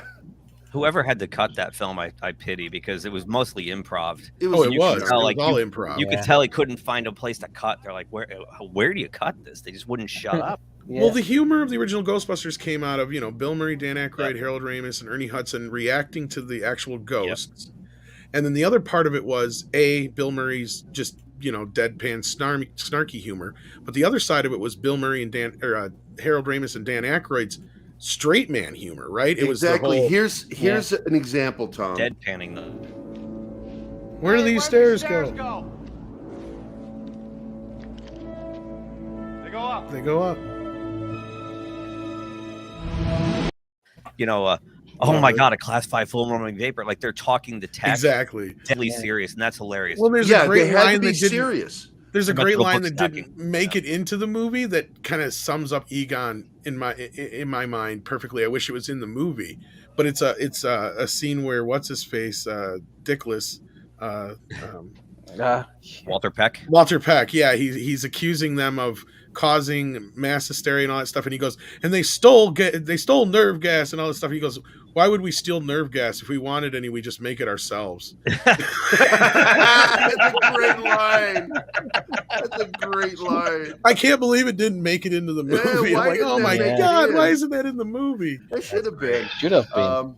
But I wanted to point out that Tom is part of that private conversation we mention every once in a while between Andre, Tom, Bob Massiano, and Mikey Sutton, and of course Keith and I. And for some reason, Mikey shared this again today. So I'm asking him, what's this all about? Did we get word that this is still happening because that was what we heard, is that they were going to put the R-rated stuff on FX Hulu. Star you know Force anything, Tom? International. So this is a story from 2019. Well, yeah, that's the thing they had. Well, and this actually, I think it's something else broke today that actually this is happening. Let's see if I can find it here. I had it up here earlier. I think I sent it to Andre. Hang on. Because, the whole thing with Disney is they don't have an adult section yet in the U.S., so they've been putting a lot of their stuff on Hulu and FX. Mm-hmm. Which is what we expected from the get-go. But this changed when they did Get Back. Because Get Back's a straightforward documentary, but also, and I'm sure if any of you watched it, the Mando episode of Boba, he cut a guy in half on camera. Wasn't that the last 3 episodes? It was one of the 2 good episodes. That was like in the butcher shop. It was like one of the first. The butcher shop. He cuts that guy on the table in half, and they showed it. Deepest. I think that they are doing that because of what you guys have, like all of us outside the US, and I think also Canada, I'm not really sure, we get Star, instead of Hulu or something like that. So for the adult content, really. So overseas, like Star has all this adult content. Yes. Yeah. And the thing is that so far as I know, they are just taking all those Netflix Marvel shows on the 28th of this month. But I don't know if they are going to drop them on Star or Hulu, which is the logical thing, right? But many are speculating that maybe it's going to go to Disney Plus because they are trying to draw, of course, some adult audience. But I really think that they might be going with trying to retell their stories because they already introduced a version of the Kingpin for Hawkeye. They already introduced Matt Murdock for Spider-Man No Way Well, Home. exactly. So and I want to point out something else business-wise is that Disney Plus subscribership dropped significantly after the Gina event. And they've not grown the way they expected. And because right now the two largest are still Netflix and then Amazon for subscribership. Netflix just huge. And Hulu, as I recall, actually has more subscribers than Disney Plus. So, okay, you're freaking me out with the Keith image right now because Keith was making the same fucking face. I'm like, what the fuck?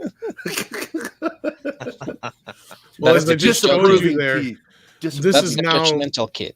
This is now an EW. This story came out today, because remember, Mikey had been reporting on this along with we had been too, and some of our reporting bounced off of his, and that was that they had to wait that short window and then they could start using these characters, and then we saw that happen in Black Widow and spoilers in Spider-Man No Way Home, as we just brought up. But the part that surprises the hell out of me, and I don't even know if Mikey knows anything about this because I think this is where we got that from, was Netflix owned part of those shows, right? Yeah. And now, so them getting they're not just getting the characters back; they're getting the whole show. So they don't have a premiere date yet, like you guys are saying, but they're leaving Netflix as of March 1st. Wow. Are they going to move them to Disney Plus?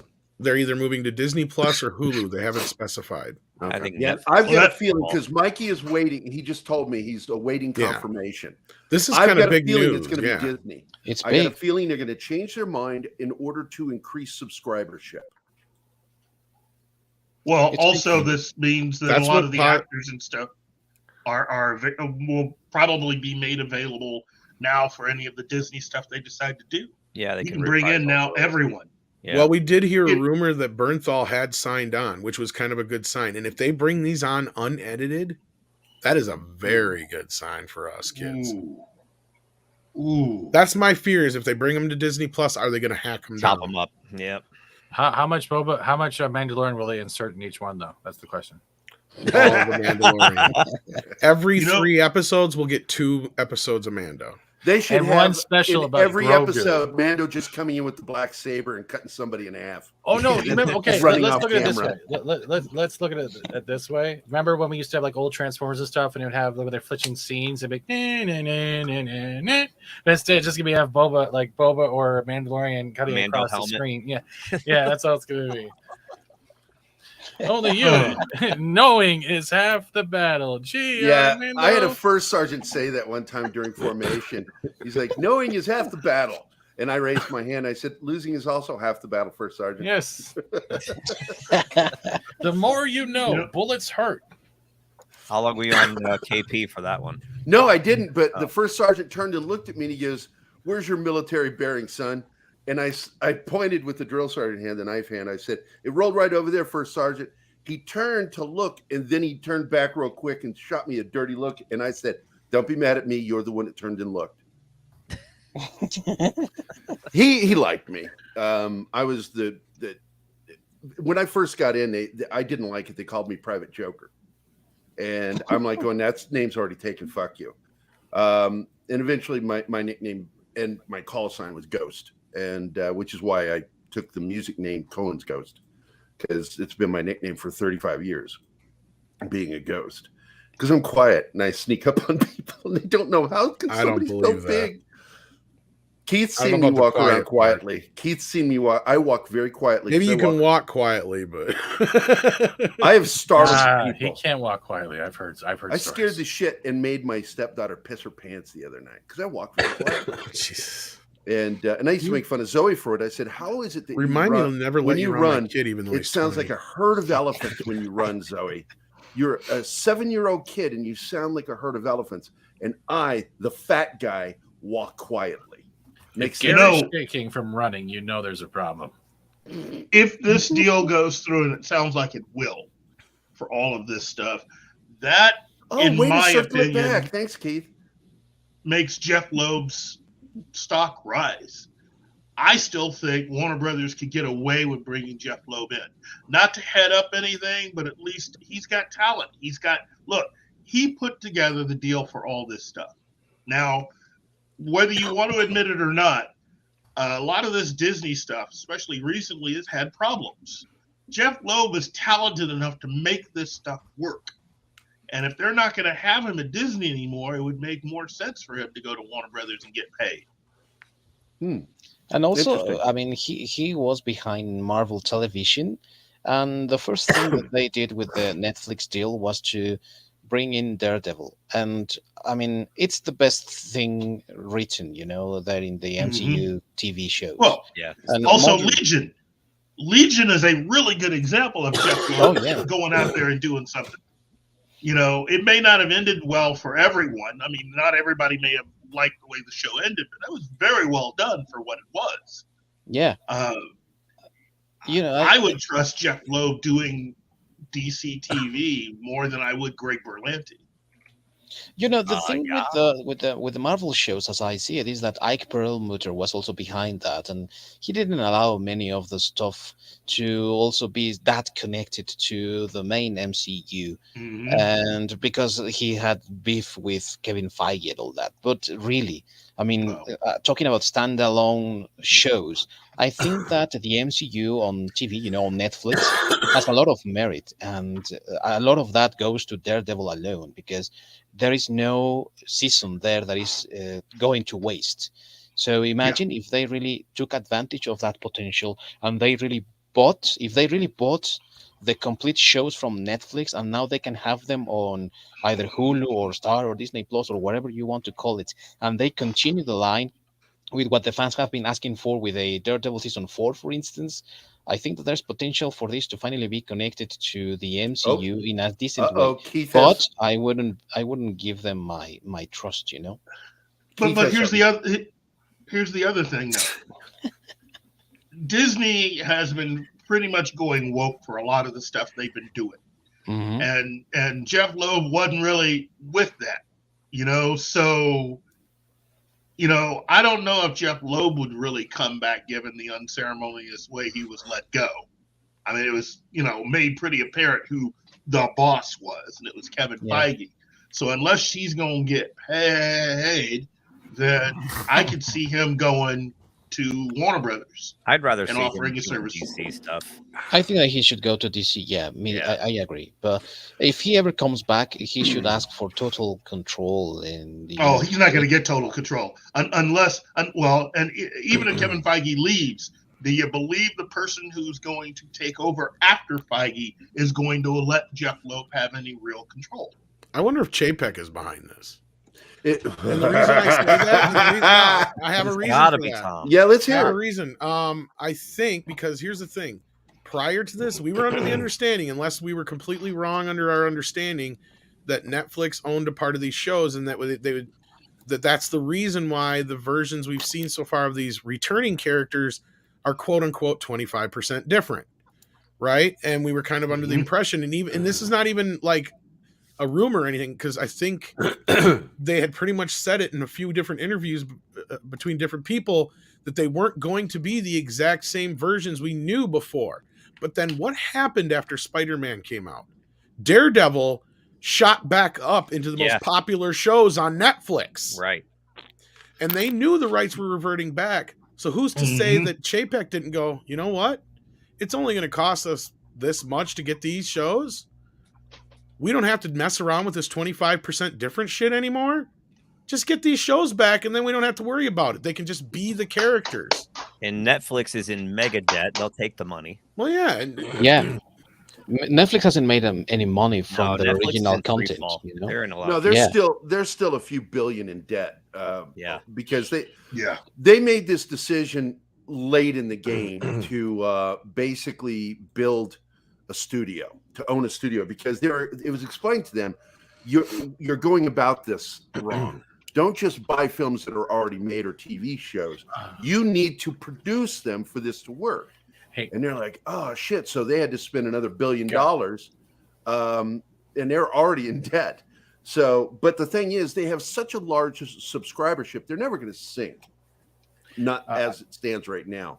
But they are absolutely the most not in top debt. dog anymore. And... Yeah, I hate to interrupt, but I do got a jet. Something's going down, and I need to get back to it. All right, Stephen, take care, brother. Let's just say we support Canada right now, the people. 46 cops that were surrounding a kid tent setup.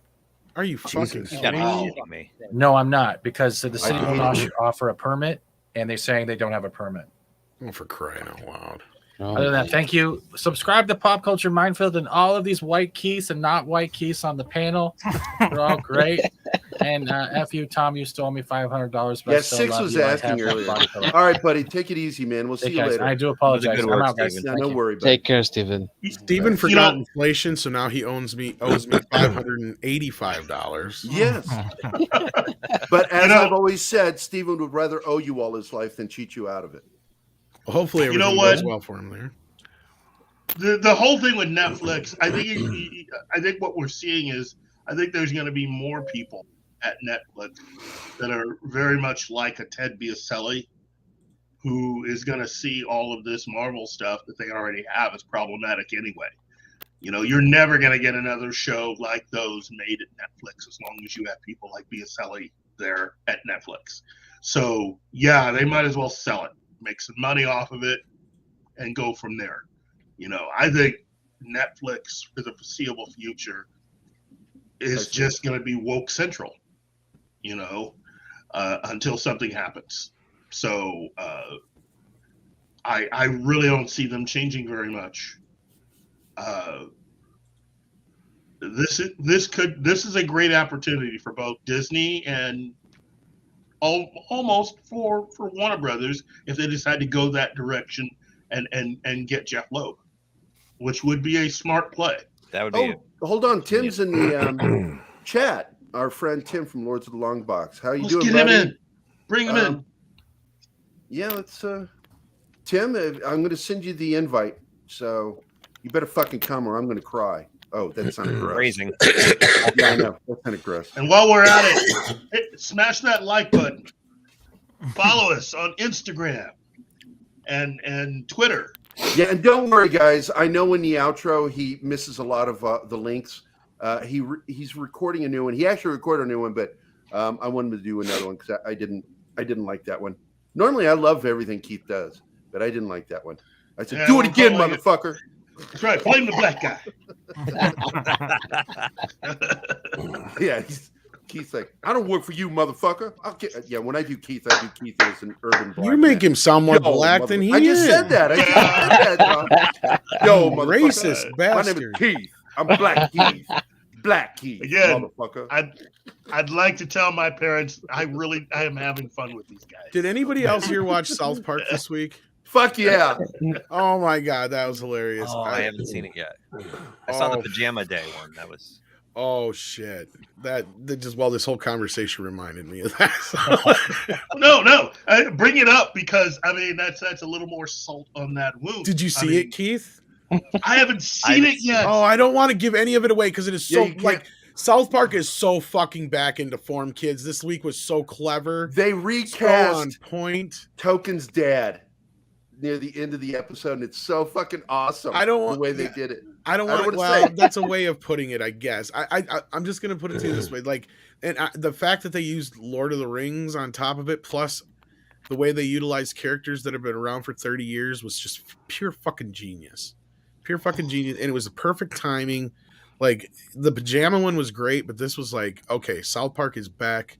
They aren't wavering at all. They're not fence sitting anymore like they were with the COVID specials. Yeah, they're back on completely the way they used to be. So awesome. I recommend checking it out. So I will do that. They're earning that $900 million. You can actually see them earning that $900 million, unlike Kurtzman's trip. It's good to hear that because the COVID specials, I didn't really like them that much. No, they were not good. They were a bit of letdown. I agree with you. I like the Blade Runner nods that they did. But past that, they were. It was a lot of great build-up, but the ending was kind of a letdown, in my opinion. Yeah, I really thought there was going to be an extra punch with Cartman. Exactly. Between that and the other guy that didn't get jabbed and all that. So I thought they were going to do a little bit more with that, but they kind of made up for it with the pajama one. But this last week's was just pure genius. And I agree with you, Keith, on Fuck Trudeau. Yeah. And if you're wondering where to watch it, it's actually on HBO Max, believe it or not. Oh, right. Yeah. Because HBO actually still technically owns the streaming rights to South Park for the next, I think, 5 years or something like that, a couple of years. Oh, that sucks, Lords of the Long Box. Do they have to have you back on? Do they have all the episodes of South Park on there? Because I thought I heard something them taking some episodes off that were controversial. That was right around the time of the Gaunt the Wind stuff. I'd have to look again because there is the famous 5 or 6 episodes that are always absent, usually from streaming services, but I believe you can access them on southpark.com if I'm not mistaken. If not, they're on the Blu-rays. But I think they have all but those. Unless somebody correct me if I'm wrong, it might be the other way around. Maybe southpark.com doesn't have them and HBO Max actually does. I can't remember which one it is. But yeah, there's the few famous ones, the 2-part episode with the Super Best Friends, the 2-part episode with the Family Guy one they don't have, then Bloody Mary, and like one other one, and I can't remember Special what they were. Olympics or something, maybe. I think that's the 6th one. Yeah, so those are the famous 6 or whatever. Yeah. And to get everybody caught up, Swordpunk, CJ Swordpunk, yes, Peacemaker got everything right that Boba Fett got wrong. It's a very enjoyable show. I enjoy the crap on it. Now, I will point out something really quick that Keith and I agree. It was stupid to make her Amanda Waller's daughter. It makes no sense for that. Spoilers. Well, for those of us who haven't seen it, that's from episode 1. Well, it's from the first. Watch the fucking shows. I haven't got past the first half of the first episode. What part of that don't you understand? I haven't seen any. I got to see the hugging eagle. That's about it. I got up to the point where he met his dad. Hold on, Tom. That's it. They let you know in the very first episode she's Amanda Waller's daughter when she's going in. So it's not a huge spoiler. It's right there in the very first episode. She's Amanda Waller's daughter, and it makes no sense. Yeah, but the thing is, the audience knows, but the rest of the characters the characters don't know. Yeah. But we're in on the joke. But the thing is Amanda Waller isn't somebody, and Keith and I are 100% simpatico on this. She is not somebody who would have a child like that. And if she did have a child like that, she wouldn't be the character she is. She doesn't strike me as a woman who would have children. No, she does. Her character actually had kids. That's how she got into all of this. The caveat had. That's Past the reason why she became the badass. The bitter. She was involved in government. They should have made this girl her niece. They should have made it the daughter because it made no fucking sense plot-wise and character-wise. It also doesn't make sense that she'd have some person so close to her working for her, too. Wouldn't you that's a weakness for her. I feel like she should be so numb to any angle someone can use on her to exploit her. And having her work for her doesn't make sense either. Yeah, exactly. Christian Fandom Geek, I'm going to tell you now, I don't think we're ever going to talk about that show on here because there's nothing. Look, I was raised that if you don't have something nice to say, don't say it. Just shut your damn mouth. There's nothing nice to say about this. I don't like the casting. I don't like the direction. I think that it's an insult to J.R.R. Tolkien, what they're doing. Totally. It's goofy. I think that forced wokeness is racist. By its very nature, is fucking racist. It's just ridiculous what they're doing. And so we're never going to probably do a single episode. I don't even know. Tom, are you guys ever going to do an episode about it? Oh, we talked about it most of the day today, I'm sure, because we've actually been covering this for a while. But yeah, I get where you're coming from, though. There's no sense in it if it's not something that you're not going to. Yeah, because when we talk about it, we're actually technically promoting it. And you're not wrong. I mean, and we've gotten to that point with like certain Star Trek things and other properties where it's like, even just, the interest isn't even there at all, period. Right. Like on top of it all. So at the same time, there's points like when Star Wars comes up and certain other things where I just start to tune out myself anymore. I mean, sometimes I just have to kind of just go with the flow and deal with it. But no, I mean, you get to a point sometimes, especially in this in this line of work. I can imagine when you're, I can remember from my regular day life, I just didn't watch shit I didn't want to watch. Now I'm forced to watch things sometimes. So well, yeah, because I tell people all the time, it's like, why did you watch it? And I said, because I feel like it's part of our job to watch it. What we say at Salty Nerd is we watch it so you don't have to. Yes, I've said that too. Said that many a time. No, that's pretty much true. It's like if Andre mandates it, I have to watch it. I mean, we joked around about the whole Discovery thing, but it was true. Like, I honestly would not have watched it had he not forced me. Speaking of Discovery, do you think it would bother you if it weren't Star Trek, if it were just a sci-fi show? Like, it sucks on that level too. Okay. Yeah, okay. It does suck, but I don't think I would be that bothered by it. I wouldn't care. Yeah. Right. Yeah.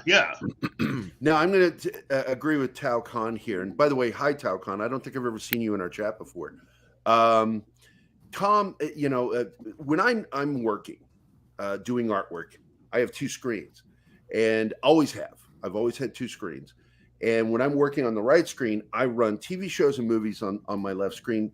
But technically, sometimes I'm not watching it. I'm listening to it. That's the problem. I can do that with. So I miss visual cues. And I get what you say. Exactly. I was gonna say I can do that with things I've seen before. Like if I'm like re-reviewing something, or if I'm like what I'll do usually when I'm editing or working is I'll throw up other streams like this in the background, and stuff like that. So you heard it. Tom admits that he watches our show. Oh, I listen to a lot of guys, and sometimes I lurk. Sometimes, usually, if I say something, it's because I actually have the time to. But no, I listen to a lot of things just to kind of see what everybody's saying. On top of, there's other channels that I keep up with just so I can keep up on like other news stories that we don't always normally talk about, or sides of things that we don't always talk about, but that might come into play in other areas because that's a big part of my job. Like if you get past the editing stuff and all that kind of stuff that I do that I was never like, that's the thing is that's not what I was brought on to do. I was originally brought on for networking, for broadcasting, to get us going with like a live kind of thing.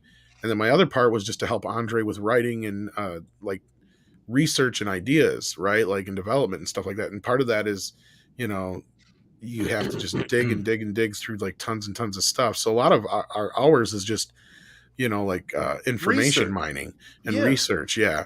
It's a lot of that time and you'd be surprised how long it takes sometimes just to find a single image for something or proof of something, or if you see something that may not add up right. And, that's my job is to try and catch Andre if he's like missing something, or if, I'm like, well, I don't know if I'd exactly say that that's the way it went down. I see this in this story that kind of contradicts that. And so sometimes we have to just kind of bring that into the mix somehow. So it's a lot of work that goes into this stuff that, I would love to be able to just watch movies while I'm working. It'd be great, but I can't pay attention to half the shit I'd have to be able to give you guys an informed review. Yeah. It's impossible to watch it all. It really is. No, when I watch something, I want to give it my full attention if I got to review it. Yeah. Yeah. I hear you on that. Cause a lot of stuff like, because I was talking to Josh Becker, who's been a guest on our show a lot of times, and he and I have been friends for 30 years, and we've talked about who has seen more movies, and he's argued that he's seen more movies than me, and I said, no, there's no fucking way you have, because when I'm working, I'm watching movies. I'll actually turn and watch it, so technically I'm still watching it, and I've seen upwards of over 10,000 to 12,000 movies in my lifetime. And few people can actually say that. But I was raised like the opening of Dream On. I was put in front of a TV as a kid, as a child, and it was my babysitter. And I watched the shit out of television, movies and everything. And but now I find it really difficult because of my career, which this career is going to go away eventually because of the nerve damage. But doing artwork, it takes a lot of time. I'll put 14 hours on a comic page easily, even as much as 20 hours, depending on how complex it is. And so I get you on that, Tom. It's hard to really watch these things. And so when you do, you really want to, especially when you're writing a review on something, you want to give it your full attention because you can miss shit. Yeah. And something important to the plot, premise, or theme. And somebody go, well, how good a reviewer are you if you miss that? Well, no, and I don't like to go off of other people's, you know, like I have a lot of people tell me, well, this is not what they thought about it. And I could just do that kind of a thing and be like those idiots on G4 and stuff like that, basically. But no, like somebody tells me something and whatever, I still want to see it on my own just to make my own informed decision on that. Right. Like, right. I don't want to go off half cocked on shit. And that's why I'm honest. Like if I haven't seen something and I don't know, I won't sit there and try and get too deep into it. At least with Boba Fett, I did kind of catch myself up in other ways. And that's where I did use YouTube as a, you know, to help me out. Like I went over and checked out Echo. And I want to point out my favorite, like my favorite for covering shows like that is my buddy Paul. Keith's my friend.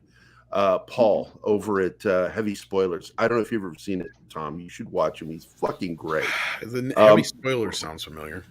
He's one of the number one shows out there doing spoilers, and some of the major ones like Looper and Rock, whatever they're called, they've stolen from him, and he knows they have. He won't admit to it on show, but he and I've talked privately, and we agree. Yeah, they've taken from him because he does a really good show, and Amazon hired him because his voice is so amazing. He's got that perfect snarky English accent.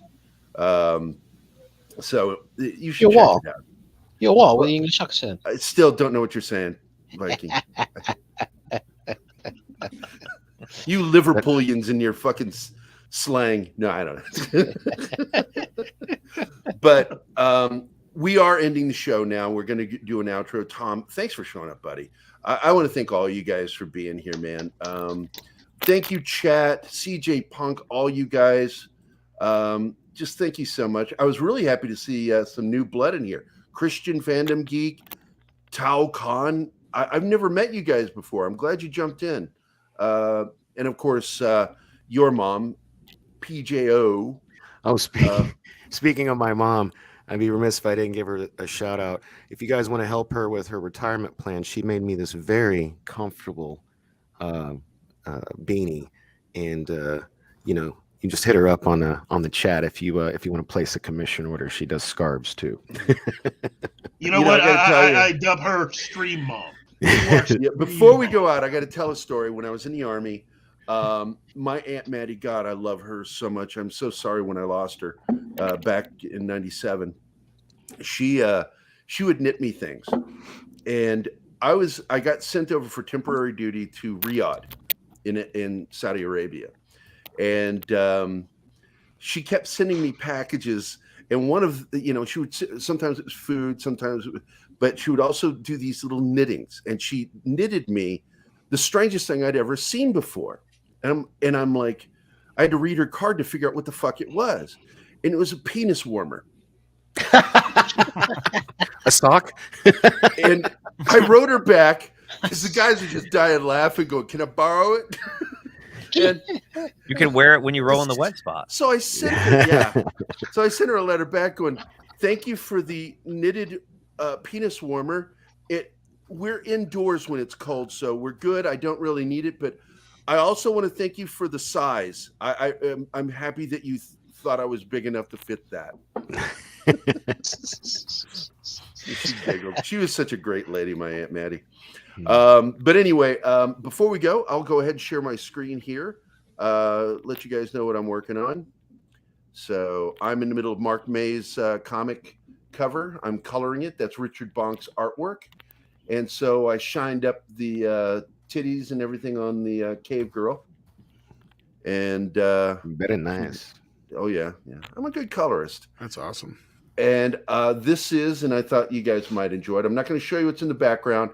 This is going to be the conning tower from the aircraft carrier, from the toy, but it'll be realistic. And they're on the deck of the aircraft carrier, the Flag, and he's punching Cobra Commander, and jumping off the wing here will be Scarlet kicking Lady. I just forgot her fucking name. Cobra lady. Baroness. Thank you. The Baroness, and then of course for those who look at the details when it appears on the cover, that is a Cobra pilot. I used the Cobra mask, not the back helmet. I used a real flight helmet for that. You drawing and coloring in Photoshop? Yeah. I've been working digitally since 2010. In an interview, I actually said I went green in 2010 because but I don't use paper anymore. Most of my like my son uses something called, I think, Krita or something like that. Most of my friends use Illustrator. I actually get a lot of shit for using Photoshop still because I do the same thing. But there's I do got to run though, kids. Thank you for having me though, Gary and Keith. Well, we got to close out anyway, you. buddy. Thank you very much, Tom. Thanks for showing up, Tom. Yeah, no problem. As always, see you, Tom. And we are done with the show. I want to thank everybody for coming. Tom, Viking Out of Time, Dork Nightly, Deleted Scenes, Flaccid Phoenix is hilarious. Are you even here, Flaccid? Yeah, I'm here. I'm here. I don't want to interrupt anybody. Oh no, interrupt. It's what we do. And Geek Time TV Keith is here, White Keith. And of course, my partner in crime, Black Keith, is here. And yes, Six isn't here. She asked, do I still call him Black Keith? I said, when White Keith is on, yes, I do. Because and a thank you to PJ, aka Stream Mom. Yep. Thank you, PJO. It's awesome having somebody's mom watch the show that is in the chat, Keith. In the chat. What? My mom does not get online. Okay. And before we end the show, Keith and I, when you heard us chatting back and forth, Six asked about it.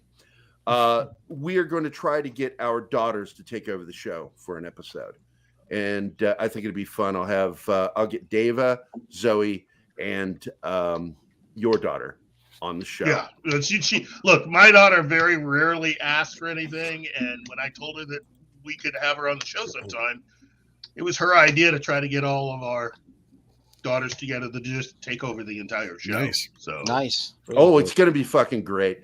So I don't even know if we should appear on it. I think we should just let them do their own show. We just let them do whatever they want with the gang, with our kids. That'll be fun. It'll be Pop Culture Minefield Afterlife. Juniors or Afterlife. Afterlife. I like that one. It's either Junior or Afterlife, but I like Afterlife. We'll call it that. I'll do a logo. It'll be fun. Good. Thanks, Tom. But Tom, Hey, again, Gary. thanks again, brother. What? Gary, don't forget to tell all of our friends here that we are creating a GoFundMe for you to get a bloody dictionary to understand me, mate. What? I don't know what you're saying, brother, but thanks for saying Is that English?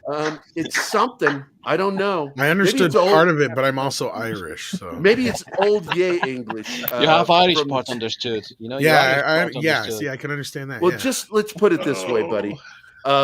When my buddy Ricky comes over, he's from the East End of London. When he comes over, I have to go with him everywhere to translate for him because people don't know what the fuck he's saying. Because he also uses slang, and I know a lot of Cockney slang.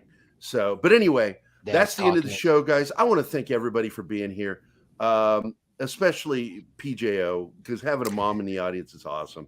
Right? Stream Mom. I want to thank all the new folks. I have a mom watching. Oh, snap. Thank you all. Thanks for Tim dropping in with us, Lords of the Long Box.